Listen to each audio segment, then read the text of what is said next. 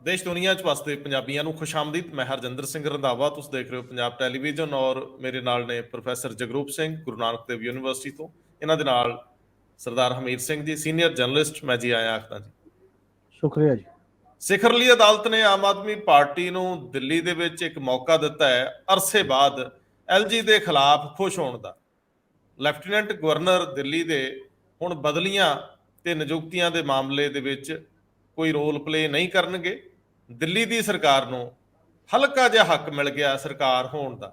ਲੇਕਿਨ ਇਹਦੇ 'ਚ ਇੱਕ ਤੱਥ ਹੋਰ ਬੜਾ ਸੋਹਣਾ ਆਇਆ, ਜਦੋਂ ਰਾਘਵ ਚੱਡਾ, ਜਿਨ੍ਹਾਂ ਨੂੰ ਅਕਸਰ ਪੰਜਾਬ ਦੇ ਸੁਪਰ ਸੀਐਮ ਵਜੋਂ ਪਿਛਲੇ ਦਿਨਾਂ ਦੇ ਵਿੱਚ ਤਸ਼ਬੀਹ ਦਿੱਤੀ ਜਾਂਦੀ ਸੀਗੀ, ਜਦੋਂ ਉਹ ਕਹਿੰਦੇ ਕਿ ਪੈਰਾਸ਼ੂਟਰ ਨਹੀਂ ਦਿੱਲੀ ਦੇ ਅਸਲੀ ਮਾਲਕ ਨੇ, ਉਹਨਾਂ ਨੂੰ ਹੱਕ ਮਿਲ ਗਿਆ, ਫਿਰ ਪੰਜਾਬ ਦੇ ਲੋਕ ਹਲਕਾ ਜਿਹਾ ਤੰਜ ਕਰਦੇ ਆ ਕਿ ਇੱਥੇ ਵੀ ਖੁਦਮੁਖਤਾਰੀ ਵਰਗਾ ਕੁਝ ਕਰ ਦਿਓ, ਇੱਥੇ ਵੀ ਪੈਰਾਸ਼ੂਟਰ ਸਟੇਟ ਚਲਾਉਣ ਦੀ ਗੱਲ ਨਾ ਕਰਨ।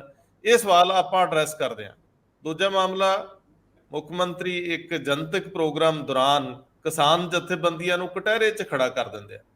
ਤੀਜਾ ਮਾਮਲਾ, ਅਕਸਰ ਵਿਰੋਧੀ ਦਲਾਂ ਦੇ ਆਗੂ ਗਵਰਨਰ ਹਾਊਸ ਤੱਕ ਸੌਖੀ ਪਹੁੰਚ ਰੱਖਦੇ ਆ। ਅੱਜ ਫਿਰ ਬਾਜਵਾ ਸਾਹਿਬ ਜਾਂਦੇ ਤੇ ਆਉਂਦੇ ਦਿਸੇ, ਮੀਡੀਆ ਨੂੰ ਸੰਬੋਧਿਤ ਹੋਏ, ਕੰਫਰਟ ਜ਼ੋਨ 'ਚ ਨੇ। ਇਹ ਵੀ ਗੱਲ ਕਰਨੀ ਬਣਦੀ ਆ ਕਿ ਆਖਰ ਤੁਸੀਂ ਗਵਰਨਰ ਨੂੰ ਸਟਰੈਂਥਨ ਕਰਕੇ ਤੁਸੀਂ ਕੀ ਸਾਬਤ ਕਰਨਾ ਚਾਹੁੰਦੇ ਹੋ। ਸਰਦਾਰ ਹਮੀਰ ਸਿੰਘ ਜੀ, ਗੱਲ ਤੋਰ ਦਿਓ ਜ਼ਰਾ ਕਿ ਸਿਖਰਲੀ ਅਦਾਲਤ ਦੋ ਫੈਸਲੇ ਦਿੰਦੀ ਆ। ਪਹਿਲੇ ਦੇ ਵਿੱਚ ਰਾਹਤ ਮਿਲਦੀ ਆ ਆਮ ਆਦਮੀ ਪਾਰਟੀ ਦੀ ਸਰਕਾਰ ਨੂੰ ਦਿੱਲੀ 'ਚ, ਔਰ ਦੂਜੇ ਦੇ ਵਿੱਚ ਮਹਾਰਾਸ਼ਟਰ ਦੇ ਸੰਬੰਧ ਦੇ ਵਿੱਚ ਵੀ ਇੱਕ ਕਾਫੀ ਅਹਿਮ ਫੈਸਲਾ ਆਉਂਦਾ ਹੈ, ਕਾਫੀ ਅਹਿਮ ਟਿੱਪਣੀ ਆਉਂਦੀ ਆ ਸੁਪਰੀਮ ਕੋਰਟ ਦੀ। ਗੱਲ ਤੋਰਿਓ ਜ਼ਰਾ, ਆਮ ਆਦਮੀ ਪਾਰਟੀ ਖੁਸ਼ ਹੈ, ਖੁਸ਼ੀ ਕਿੰਨੇ ਦਿਨ ਦੀ? ਅਸਲ ਦੇ ਵਿੱਚ ਜਿਹੜਾ ਗਵਰਨਰਾਂ ਦਾ ਰੋਲ ਹੈ, ਰਾਜਪਾਲਾਂ ਦਾ ਤੇ ਚੁਣੀਆਂ ਹੋਈਆਂ ਸਰਕਾਰਾਂ ਦਾ, ਇਹ ਲਗਭਗ ਉਦੋਂ ਤੋਂ ਹੀ ਕੰਟਰੋਵਰਸੀਅਲ ਹੈ, ਵਿਵਾਦਤ ਹੈ, ਜਦੋਂ ਦਾ ਸੰਵਿਧਾਨ 'ਚ ਰੱਖਿਆ ਤੇ ਜਦੋਂ ਦੇ ਗਵਰਨਰ ਲੱਗ ਰਹੇ ਨੇ ਕਿਸੇ ਨਾ ਕਿਸੇ ਰੂਪ 'ਚ। ਇਸੇ ਕਰਕੇ ਇਹ ਸਰਕਾਰੀਆ ਕਮਿਸ਼ਨ ਜਿਹੜਾ ਸੈਂਟਰ ਸਟੇਟ ਰਿਲੇਸ਼ਨ ਦਾ, ਪੁੰਛੀ ਕਮਿਸ਼ਨ, ਜਿੰਨੇ ਕਮਿਸ਼ਨ ਬਣੇ, ਉੱਥੇ ਵੀ ਆਮ ਤੌਰ ਤੇ ਖਾਸ ਤੌਰ ਤੇ ਖੇਤਰੀ ਪਾਰਟੀਆਂ ਜਿਹੜੀਆਂ ਸੀ, ਉਹਨਾਂ ਨੇ ਇਸ ਸੰਸਥਾ ਦੇ ਖਿਲਾਫ ਹੀ ਉਹ ਕੀਤਾ ਵੀ ਗਵਰਨਰ ਹੋਣਾ ਨਹੀਂ ਚਾਹੀਦਾ, ਜੇ ਹੋਵੇ ਤਾਂ ਕਿਸ ਤਰ੍ਹਾਂ ਦਾ ਹੋਵੇ ਤੇ ਉਹਦੀ ਅਪਾਇੰਟਮੈਂਟ ਕਿਵੇਂ ਹੋਵੇ, ਅਸੈਂਬਲੀ ਉਹਦੇ ਖਿਲਾਫ ਮਹਾਦੋਸ਼ ਲਾ ਸਕਦੀ ਹੈ, ਉਹਨੂੰ ਹਟਾ ਸਕਦੀ ਹੈ, ਨਹੀਂ ਹਟਾ ਸਕਦੀ, ਇਹੋ ਜਿਹੀਆਂ ਪ੍ਰਪੋਜ਼ਲਾਂ ਆਉਂਦੀਆਂ ਰਹੀਆਂ ਲਗਾਤਾਰ। ਔਰ ਗਵਰਨਰ ਵੀ ਮਤਲਬ ਚਲਦੇ ਚਲਾਉਂਦੇ ਲਗਾਤਾਰ ਸੈਂਟਰ ਦੇ ਮਤਲਬ ਕਾਰਕੁਨ ਦੇ ਵਜੋਂ ਜ਼ਿਆਦਾ ਵਰਤਾ ਕਰਦੇ ਰਹੇ, ਇਹਦੀ ਬਜਾਏ ਕਿ ਉਹ ਇੱਕ ਸੰਵਿਧਾਨਕ ਹੈਡ ਦੇ ਤੌਰ ਤੇ ਵਿਚਰਨ ਤੇ ਆਪਣੇ ਵਿਵੇਕ ਦੇ ਨਾਲ ਫੈਸਲੇ ਕਰਨ। ਔਰ ਪੰਜਾਬ ਦਾ ਵੀ ਆਪਾਂ ਦੇਖ ਲਿਆ, ਕਈ ਵਾਰ ਰੌਲਾ ਪੈਂਦਾ ਚਿੱਠੀਆਂ ਪੱਤਰਾਂ ਦੇ ਵਿੱਚ ਵੱਖ-ਵੱਖ ਮਾਮਲਿਆਂ 'ਚ, ਬੰਗਾਲ ਦਾ ਪੈਂਦਾ, ਕੇਰਲਾ ਦਾ ਪੈਂਦਾ, ਤਾਮਿਲਨਾਡੂ ਦਾ ਪੈਂਦਾ, ਡਿਫ ਟਾਈਪ ਦਾ ਪੈਂਦਾ।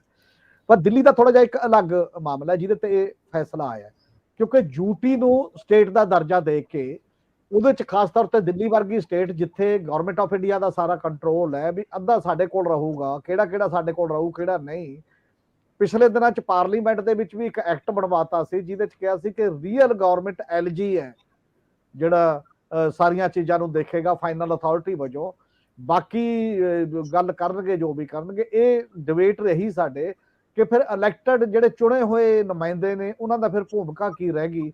ਜੇਕਰ ਗਵਰਨਰ ਨੇ ਐਲਜੀ ਨੇ ਸਭ ਕੁਝ ਕਰਨਾ ਹੈ ਤਾਂ ਫਿਰ ਯੂਟੀ ਨੂੰ ਯੂਟੀ ਰਹਿਣ ਦਿਓ, ਫਿਰ ਵੋਟਾਂ ਪਵਾਉਣ ਦੇ ਝੰਜਟ 'ਚ ਜਾਂ ਇੱਧਰ ਉੱਧਰਲਾ ਕੰਮ ਦਾ ਕੋਈ ਮਤਲਬ ਨਹੀਂ ਬਚਦਾ। 2019 ਚ ਵੀ ਪਹਿਲਾਂ ਗਿਆ ਸੀ ਇਹ ਕੇਸ ਸੁਪਰੀਮ ਕੋਰਟ ਦੇ ਵਿੱਚ, 3 ਜੱਜਾਂ ਦਾ ਉਹ ਫੈਸਲਾ ਸੀ, ਬਹੁ ਗਿਣਤੀ ਦੇ ਨਾਲ ਸੀ।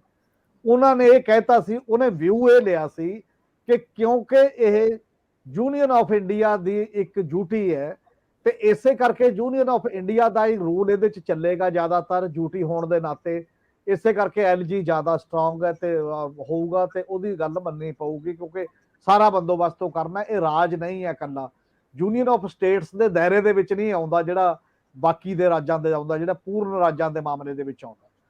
ਪਰ ਅੱਜ ਜਿਹੜਾ ਇਹ ਸੰਵਿਧਾਨਕ ਬੈਂਚ ਕੋਲ ਮਾਮਲਾ ਗਿਆ, ਉਦੋਂ ਵੱਡੇ ਬੈਂਚ ਕੋਲ ਜਿਹੜਾ ਚੀਫ ਜਸਟਿਸ DY ਚੰਦਰਚੂੜ ਦੀ ਅਗਵਾਈ ਦੇ ਵਿੱਚ, ਉਹਨਾਂ ਨੇ ਉਹ ਫੈਸਲੇ ਨੂੰ ਰੱਦ ਕਰਤਾ, ਪੁਰਾਣੇ ਨੂੰ ਬਿਲਕੁਲ ਪੂਰੀ ਤਰ੍ਹਾਂ।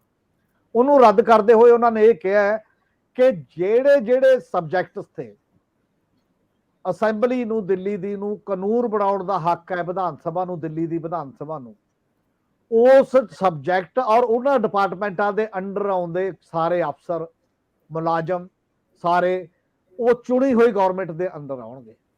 ਤੇ ਜਿਹੜਿਆਂ ਦਾ ਉਹਨਾਂ ਨੂੰ ਹੱਕ ਨਹੀਂ ਹੈ ਤਾਂ ਆਟੋਮੈਟਿਕਲੀ ਇਹ ਗੱਲ ਬਹੁਤ ਕਲੀਅਰ ਹੋ ਗਈ ਕਿ ਜਿਹੜੇ ਸਿੱਧੇ ਗਵਰਨਮੈਂਟ ਆਫ ਇੰਡੀਆ ਜਾਂ ਪਾਰਲੀਮੈਂਟ ਦੇ ਐਕਟ ਦੇ ਥੱਲੇ ਚੱਲਣਗੀਆਂ ਜਿਹੜੀਆਂ ਚੀਜ਼ਾਂ, ਮੰਨ ਲਓ ਜ਼ਮੀਨ ਦਾ ਮਾਮਲਾ ਹੈ, ਮੰਨ ਲਓ ਗ੍ਰਹਿ ਮਾਮਲਾ, ਹੋਮ ਦਾ, ਪੁਲਿਸ ਦਾ, ਜਾਂ ਜਿਹੜੇ ਵੀ ਇਸ ਲੈਵਲ ਦੇ ਮਾਮਲੇ ਨੇ, ਉਹ ਅਲੱਗ ਰਹਿਣਗੇ, ਉੱਥੇ ਐਲਜੀ ਰਹੂਗਾ, ਉਹ ਗਵਰਨਮੈਂਟ ਆਫ ਇੰਡੀਆ ਜਾਂ ਹੋਮ ਮਿਨਿਸਟਰੀ ਦੇ ਮੁਤਾਬਕ ਹੀ ਚੱਲਣਗੇ। ਪਰ ਜਿੰਨੇ ਸਬਜੈਕਟ ਦੇ ਚੁੱਕੇ ਨੇ ਇਸ ਨੂੰ, ਇਹਦੇ ਚ ਹੁਣ ਬਕਾਇਦਾ ਇੱਕ ਕਲੀਅਰ ਕੱਟ ਲਾਈਨ ਹੋਊਗੀ। ਉਹਦੇ ਨਾਲ ਥੋੜਾ ਜਿਹਾ ਐ ਨਹੀਂ ਹੋਇਆ ਵੀ ਸਾਰੇ ਅਫਸਰ ਕਿਹਦੇ ਕੰਟਰੋਲ, ਸਾਰੇ ਦੂਜੇ, ਕਲੈਰਿਟੀ ਹੋ ਗਈ ਹੈ। ਹਾਲਾਂਕਿ ਅੱਜ ਵੀ ਥੋੜਾ ਬਹੁਤ ਰੌਲਾ ਮਾੜਾ ਮੋਟਾ ਚੱਲ ਸਕਦਾ, ਕਿਉਂਕਿ ਕਈ ਅਫਸਰਾਂ ਨੂੰ ਡਿਪਾਰਟਮੈਂਟ 2-2 4 ਜਾਂ 3-3 ਵੀ ਹੋ ਸਕਦੇ ਨੇ, ਬਾਕੀ ਵੀ ਹੋ ਸਕਦੇ ਨੇ, ਪਰ ਕਾਫੀ ਜ਼ਿਆਦਾ ਸਪਸ਼ਟਤਾ ਇਹ ਆ ਗਈ ਹੈ। ਔਰ ਇਸੇ ਕਰਕੇ ਆਮ ਆਦਮੀ ਪਾਰਟੀ ਖੁਸ਼ ਹੈ ਕਾਫੀ ਹੱਦ ਤੱਕ ਕਿ ਸਾਨੂੰ ਜਸਟਿਸ ਮਿਲ ਗਿਆ, ਇਨਸਾਫ ਮਿਲ ਗਿਆ, ਦਿੱਲੀ ਦੇ ਲੋਕਾਂ ਨੂੰ ਇਨਸਾਫ ਮਿਲ ਗਿਆ ਜਾਂ ਬਾਕੀ ਹੋ ਗਿਆ। ਐਕਚੁਅਲੀ ਗੱਲ ਕੀ, ਆਮ ਆਦਮੀ ਪਾਰਟੀ ਲੀਗਲੀ ਤਾਂ ਉਹਨਾਂ ਨੂੰ ਇਹ ਮਿਲ ਗਈ, ਪਰ ਇਦੋਂ ਪਹਿਲਾਂ ਜਿਹੜੀ ਪੋਲੀਟੀਕਲ ਲੜਾਈ ਉਹਨਾਂ ਨੇ ਲੜਨੀ ਸੀ ਪੂਰਨ ਰਾਜ ਦਾ ਦਰਜਾ ਦਿੱਲੀ।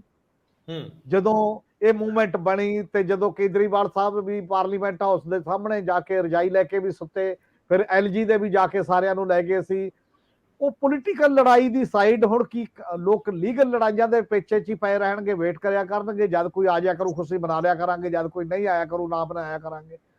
ਔਰ ਉਹ ਪੋਲੀਟੀਕਲ ਲੜਾਈ ਅਜੇ ਵੀ ਬਾਕੀ ਹੈ ਕਿ ਦਿੱਲੀ ਨੂੰ ਪੂਰਨ ਰਾਜ ਦਾ ਦਰਜਾ ਮਿਲੇ ਨਾ ਮਿਲੇ, ਡਿਊਟੀਆਂ ਡਿਊਟੀ ਰਹਿਣਗੀਆਂ ਜਾਂ ਕਿਸੇ ਸਟੇਟ ਨੂੰ ਚੱਕ ਕੇ ਜੰਮੂ ਕਸ਼ਮੀਰ ਵਾਂਗ ਡਿਊਟੀ ਚ ਵੀ ਬਦਲ ਦਿਓ, ਕਦੇ ਇਹਦੀ ਵੀ ਤਾਂ ਸੁਣਵਾਈ ਹੋ ਜੂਗੀ ਦਿੱਲੀ ਵਾਂਗ ਕਿ ਭਾਈ ਸਾਹਿਬ ਇੱਕ ਸਪੈਸ਼ਲ ਸਟੇਟਸ ਦੀ 370 ਧਾਰਾ, ਕਾਂਸਟੀਟਿਊਸ਼ਨ ਵਾਲੀ ਪਾਰਟੀ ਇੱਕ ਸਟੇਟ ਸੀ ਤੇ ਉਹ ਡਿਊਟੀ ਚ ਕਿਵੇਂ ਬਦਲ ਗਈ, ਉਹਦਾ ਦਰਜਾ ਘਟ ਕਿਵੇਂ ਹੋ ਗਿਆ, ਹਿਸਟੋਰੀਕਲੀ ਕੋਈ ਹੋਰ ਸਟੇਟ ਦਾ ਦਰਜਾ ਘਟਿਆ ਨਹੀਂ ਸੀ ਅਜੇ। ਇਹ ਕੁਐਸਚਨ ਅਜੇ ਵੀ ਕਈ ਚੀਜ਼ਾਂ ਹੋਣਗੀਆਂ। ਦੂਜਾ ਜਿਹੜਾ ਫੈਸਲਾ ਆਇਆ ਉਹ ਮਹਾਰਾਸ਼ਟਰ ਨਾਲ ਸੰਬੰਧਿਤ ਹੈ। ਸਰਦਾਰ ਹਰਮੀਤ ਸਿੰਘ ਜੀ, ਆਪਾਂ ਇਸ ਮਾਮਲੇ ਦੇ ਉੱਤੇ ਪ੍ਰੋਫੈਸਰ ਸਾਹਿਬ ਨੂੰ ਸ਼ਾਮਲ ਕਰ ਲਈਏ, ਦੂਜੇ ਮਾਮਲੇ ਨੂੰ ਅਸੀਂ ਉਸ ਤੋਂ ਬਾਅਦ ਡਿਸਕਸ ਕਰ ਲੈਂਦੇ ਹਾਂ। ਮੈਂ ਤੁਹਾਡੇ ਕੋਲ ਹੀ ਆਉਣਾ। ਪ੍ਰੋਫੈਸਰ ਜਗਰੂਪ ਸਿੰਘ ਜੀ, ਤੁਸੀਂ ਇਹਨੂੰ ਕਿਵੇਂ ਦੇਖਿਆ ਇਹ ਸਾਰੇ ਫੈਸਲੇ ਨੂੰ?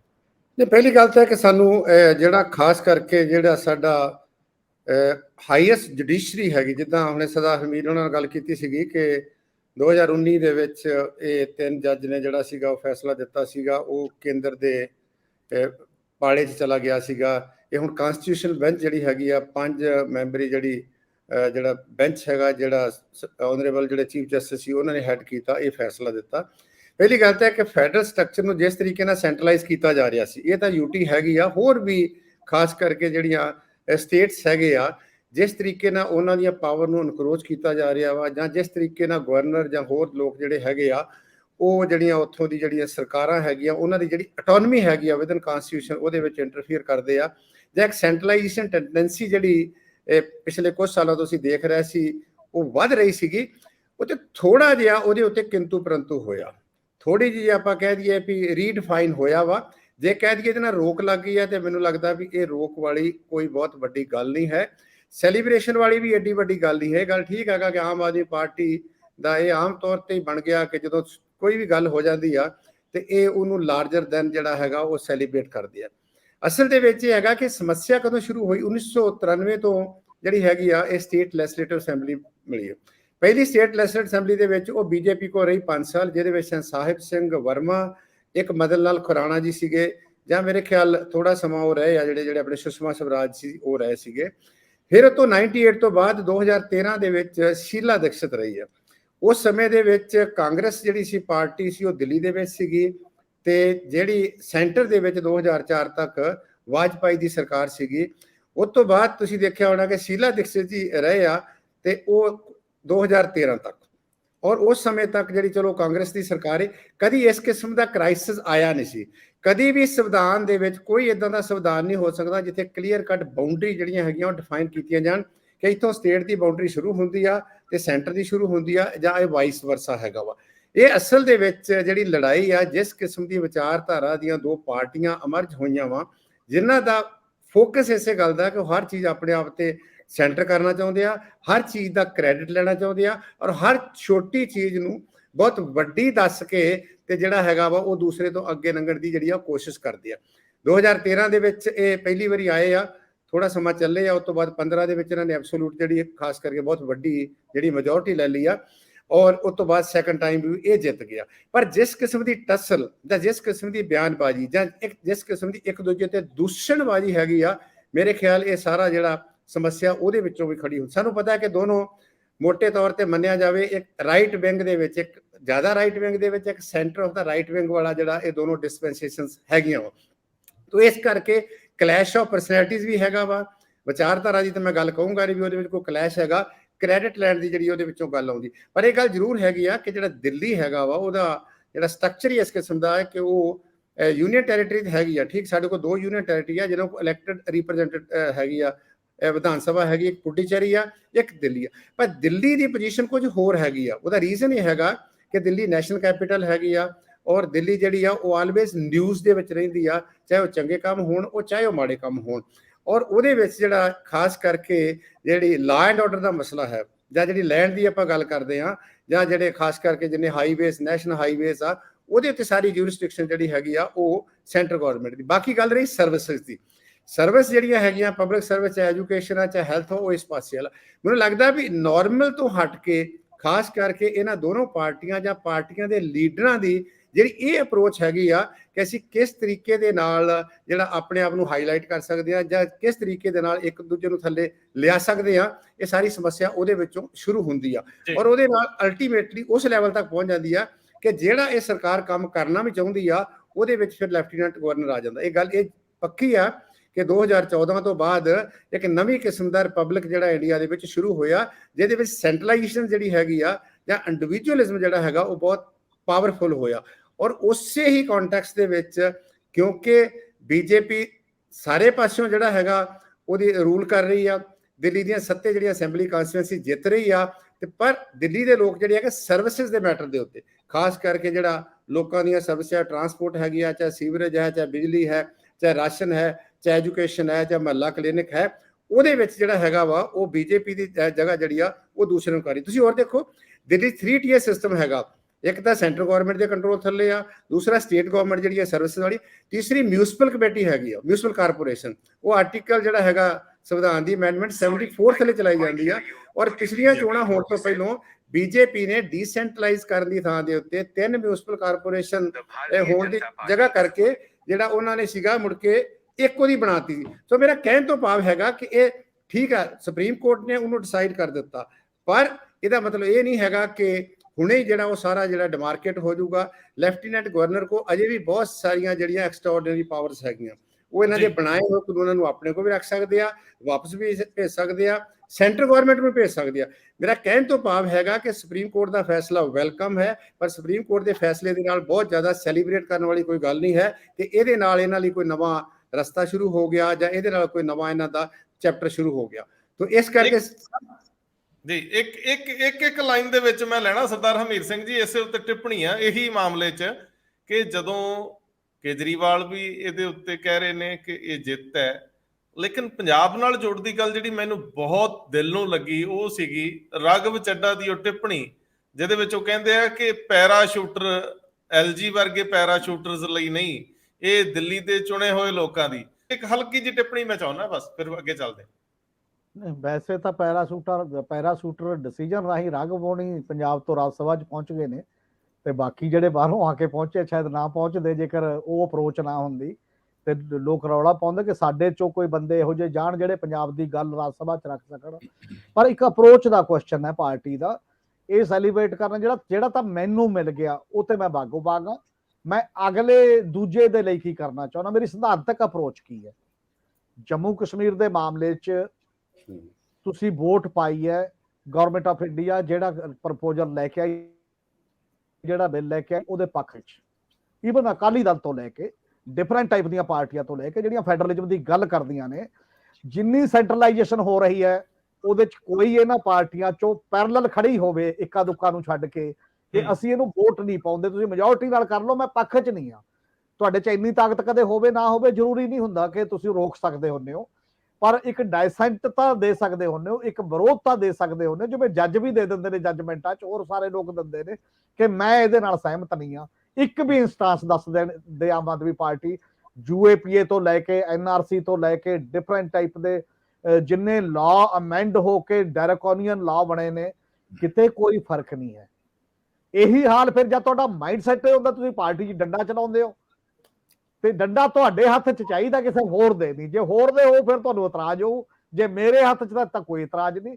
ਡੈਮੋਕ੍ਰੇਸੀ ਇੱਕ ਵੇ ਆਫ ਲਾਈਫ ਹੈ, ਇੱਕ ਥਾਟ ਪ੍ਰੋਸੈਸ ਹੈ ਇੰਡੀਪੈਂਡੈਂਟ।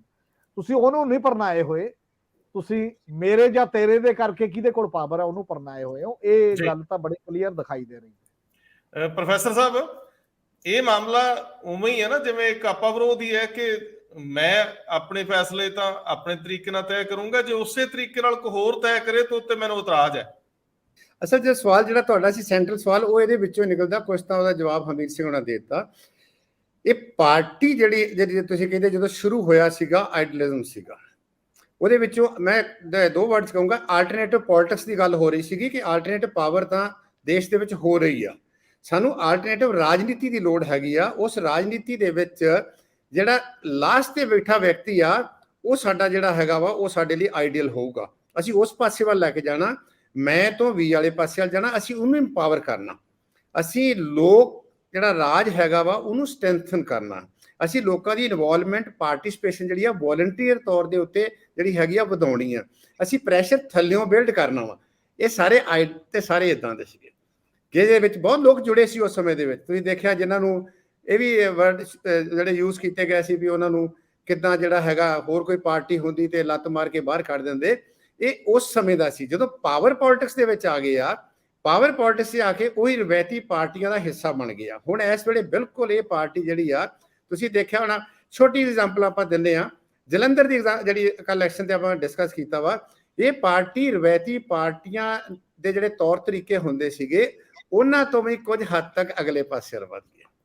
ਇੱਥੇ ਵਿਅਕਤੀ ਪੂਜਾ ਜਿਹੜੀ ਆ ਬਹੁਤ ਇੰਪੋਰਟੈਂਟ ਹੈਗੀ ਆ, ਜਿਹੜੀ ਕਿ ਇਸ ਪਾਰਟੀ ਦਾ ਜਿਹੜਾ ਬੇਸਿਕ ਪ੍ਰਿੰਸੀਪਲ ਸੀ, ਜਿਹੜਾ ਸਿਧਾਂਤ ਸੀਗਾ ਕਿ ਵਿਅਕਤੀ ਇੰਪੋਰਟੈਂਟ ਨਹੀਂ ਹੈਗੇ, ਸਾਨੂੰ ਵਿਚਾਰਧਾਰਾ ਇੰਪੋਰਟੈਂਟ ਆ। ਉਦੋਂ ਅਸਲ ਦੇ ਵਿੱਚ ਇਹ ਸੀਗਾ ਕਿ ਇੱਕ ਵਿਚਾਰਧਾਰਾ, ਕਿਹੜੀ ਵਿਚਾਰਧਾਰਾ ਜਿਹੜੀ ਲੋਕਾਂ ਦੀ ਐਸਪੀਰੇਸ਼ਨ ਤੇ ਬੇਸਡ ਹੋਵੇ, ਉਹ ਵਿਚਾਰਧਾਰਾ ਜਿਹਦੇ ਨਾਲ ਸਾਡਾ ਡੈਮੋਕ੍ਰੈਟਿਕ ਸਿਸਟਮ ਨਿਜ਼ਾਮ ਜਿਹੜਾ ਵਾ ਉਹ ਸਟਰੈਂਥਨ ਹੋਵੇ, ਉਹ ਵਿਚਾਰਧਾਰਾ ਜਿੱਥੇ ਸਾਰਿਆਂ ਨੂੰ ਨਾਲ ਲੈ ਕੇ ਚੱਲਣਾ, ਉਹ ਵਿਚਾਰਧਾਰਾ ਜਿਹੜੀ ਓਪਰੈਸ਼ਨ ਦੇ ਖਿਲਾਫ ਖੜੀ ਹੋਊਗੀ, ਚਾਹੇ ਪਿੰਡ ਦਾ ਆਪਰੇਸ਼ਨ ਹੋਵੇ, ਚਾਹੇ ਇਲਾਕੇ ਦਾ ਆਪਰੇਸ਼ਨ ਹੋਵੇ, ਚਾਹੇ ਕੋਈ ਆਪਰੇਸ਼ਨ ਜਿਹੜਾ ਹੋਵੇ। ਮੈਨੂੰ ਲੱਗਦਾ ਕਿ ਟੋਟਲੀ ਜੇ ਮੈਂ ਉਹਨੂੰ ਸਮ ਅਪ ਕਰਨਾ ਹੋਵੇ ਤੇ 13 ਤੋਂ ਲੈ ਕੇ ਜੇ ਹੁਣ 23 ਤੱਕ ਮੈਂ ਦੇਖਾਂ, ਮੈਨੂੰ ਲੱਗਦਾ ਕਿ ਬਿਲਕੁਲ ਡੀਰੇਲਡ ਹੋ ਕੇ ਉਹ ਜਿਹੜੀ ਹੈਗੀ ਆ ਉਹ ਰਵਾਇਤੀ ਪਾਰਟੀਆਂ ਤੋਂ ਅੱਗੇ ਲੰਘਣ ਦੀ ਕੋਸ਼ਿਸ਼ ਕੀਤੀ ਜਾ ਰਹੀ ਆ, ਜਿਹਦੇ ਵਿੱਚ ਹਰ ਉਹ ਸਾਧਨ, ਹਰ ਉਹ ਮੀਨਸ ਜਿਹੜਾ ਹੈਗਾ ਵਾ ਉਹ ਜਸਟੀਫਾਈਡ ਆ ਜੇ ਤੁਸੀਂ ਤਾਕਤ ਤੁਹਾਨੂੰ ਮਿਲਦੀ ਆ। ਤੇ ਇਹ ਬਹੁਤ ਦਿਖਾਂਤ ਵਾਲੀ ਗੱਲ ਹੈਗੀ ਆ। ਜੀ ਜੀ ਜੀ, ਬਿਲਕੁਲ ਬਿਲਕੁਲ, ਇਹ ਬਹੁਤ ਵੱਡੇ ਦਿਖਾਂਤ ਦੀ ਗੱਲ ਆ। ਮੈਂ ਸਰਦਾਰ ਹਮੀਰ ਸਿੰਘ ਜੀ, ਅਗਲਾ ਮਾਮਲਾ ਸੁਪਰੀਮ ਕੋਰਟ ਦਾ ਲੈਣਾ, ਲੇਕਿਨ ਉਹਨੂੰ ਥੋੜਾ ਜਿਹਾ ਪਿੱਛੇ ਲੈ ਜਾਂਦੇ ਆ। ਇਹਦੇ ਨਾਲ ਜੁੜਿਆ ਕਿ ਅਸੀਂ ਬਦਲ ਕਿਵੇਂ ਜਾਂਦੇ ਆ। ਸਾਡੇ ਮੁੱਖ ਮੰਤਰੀ ਅੱਜ ਲੋਕਾਂ ਨੂੰ ਸੰਬੋਧਿਤ ਹੋ ਰਹੇ ਸੀਗੇ, ਮੰਚ ਤੋਂ ਉਹਨਾਂ ਦਾ ਟਾਰਗੇਟ ਹੋ ਜਾਂਦੀਆਂ ਨੇ ਕਿਸਾਨ ਜਥੇਬੰਦੀਆਂ।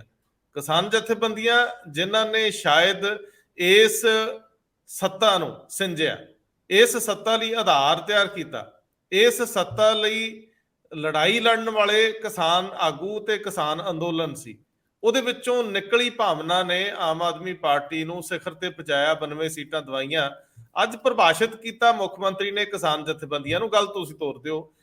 ਅਸਲ ਦੇ ਵਿੱਚ ਭਗਵੰਤ ਮਾਨ ਅੱਜ ਆਪਣੇ ਹਲਕੇ ਦੇ ਵਿੱਚ ਲੋਕ ਮਿਲਣੀ ਕਰ ਰਹੇ ਸੀ, ਔਰ ਲੋਕ ਮਿਲਣੀ ਕਾਹਦੀ ਸੀ? ਭਾਸ਼ਣ ਮਿਲਣੀ ਆ, ਸਿੰਗਲ ਟਰੈਕ ਤੁਸੀਂ ਭਾਸ਼ਣ ਕਰ ਰਹੇ ਸੀ, ਲੋਕਾਂ ਨੂੰ ਤਾਂ ਸੁਣਾ ਰਹੇ ਸੀ। ਮਤਲਬ ਪਰਫਾਰਮਿੰਗ ਦਾ ਆਰਟ ਜਿਹੜਾ ਪਹਿਲਾਂ ਤੋਂ ਪਤਾ ਹੀ ਆ ਵੀ ਆਪਾਂ ਲੋਕਾਂ ਨੂੰ ਸੁਣਾਉਣਾ ਤੇ ਲੋਕਾਂ ਨੇ ਤਾੜੀ ਮਾਰਨੀ ਹੈ ਤੇ ਆਪਾਂ ਚਲੇ ਜਾਣਾ। ਗੱਲ ਤਾਂ ਇਹੀ ਹੁੰਦੀ ਹੈ, ਸਟਾਈਲ ਜਿਹੜਾ ਉਸ ਲੈਵਲ ਦੇ ਉੱਤੇ ਚੱਲਦਾ। ਔਰ ਉੱਥੇ ਉਹਨਾਂ ਨੇ ਮਤਲਬ ਇੱਕ ਜਿਹੜੀ ਕੋਟੇਸ਼ਨ ਟਾਈਪ ਜਿਹੜੀ ਗੱਲ ਕੀਤੀ ਨਾ ਇਸ ਪੱਧਰ ਦੇ, ਕਿ ਪਹਿਲਾਂ ਕਿਸਾਨ ਜਥੇਬੰਦੀਆਂ ਕਿਸੇ ਵਜ੍ਹਾ ਕਰਕੇ ਧਰਨਾ ਲਾਉਂਦੀਆਂ ਸੀ, ਕੋਈ ਵਜ੍ਹਾ ਦੇਖ ਕੇ ਕਿ ਆਹ ਵਜ੍ਹਾ ਉਹਦਾ ਲੌਜਿਕ ਹੈ, ਤੇ ਹੁਣ ਕਿਸਾਨ ਜਥੇਬੰਦੀਆਂ ਜਗ੍ਹਾ ਦੇਖ ਕੇ ਧਰਨਾ ਲਾਉਂਦੀਆਂ ਨੇ, ਜਿੱਥੇ ਜਗ੍ਹਾ ਮਿਲ ਗਈ ਉੱਥੇ ਪੱਲੀ ਵਸਾ ਲੈਂਦੀਆਂ ਨੇ।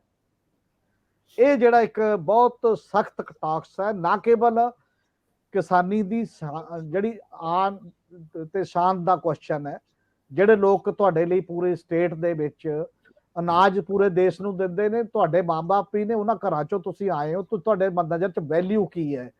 ਔਰ ਮੈਨੂੰ ਲੱਗਦਾ ਡੈਮੋਕ੍ਰੇਸੀ ਜਿਹੜੀ ਮਾੜੀ ਮੋਟੀ ਬਚਦੀ ਹੈ ਨਾ, ਤਾਂ ਉਹ ਧਰਨੇ ਮੁਜ਼ਾਹਰਿਆਂ ਕਰਕੇ ਆ। ਪਾਰਟੀਆਂ ਤਾਂ ਛੱਡ ਗਈਆਂ, ਪਾਰਟੀਆਂ ਜਿਹੜੀ ਐਕਸਟਰਾ ਪਾਰਲੀਮੈਂਟਰੀ ਸਟਰਗਲ ਜਿਹਨੂੰ ਕਹਿੰਦੇ ਨੇ, ਜਿਹੜੀਆਂ ਚੋਣਾਂ ਤੋਂ ਬਿਨਾਂ ਦੀ ਡੈਮੋਕ੍ਰੇਸੀ ਹੁੰਦੀ ਹੈ, ਉਹਦੇ ਤੋਂ ਭਗੌੜੀਆਂ ਹੋ ਗਈਆਂ। ਉਹ ਤੋਂ ਭਗੌੜੀਆਂ ਹੋ ਗਈਆਂ ਇਸੇ ਕਰਕੇ ਪਾਰਟੀਆਂ ਨਾਲ ਇਮੋਸ਼ਨਲ ਤੇ ਡੈਡੀਕੇਟਡ ਕੇਡਰ ਨਹੀਂ ਹੈ। ਜਦੋਂ ਕੇਡਰ ਨਹੀਂ ਰਹਿੰਦਾ ਤਾਂ ਲੀਡਰ ਹਵਾ 'ਚ ਡਾਂਗਾ ਮਾਰਦੇ ਨੇ ਆਪੋ ਆਪਣੇ ਤਰੀਕਿਆਂ ਦੇ ਨਾਲ, ਕਦੇ ਪੈਸੇ ਦਾ ਜ਼ੋਰ ਦਿੰਦੇ ਨੇ, ਕਦੇ ਤਾਕਤ ਦਾ ਜ਼ੋਰ ਦਿੰਦੇ ਨੇ। ਲੋਕਾਂ ਦੇ ਦਿਲ ਜਿੱਤਣ ਵਾਲਾ ਜਿਹੜਾ ਐਂਗਲ ਹੁੰਦਾ ਉਹ ਖਤਮ ਹੋ ਚੁੱਕਿਆ ਹੈ।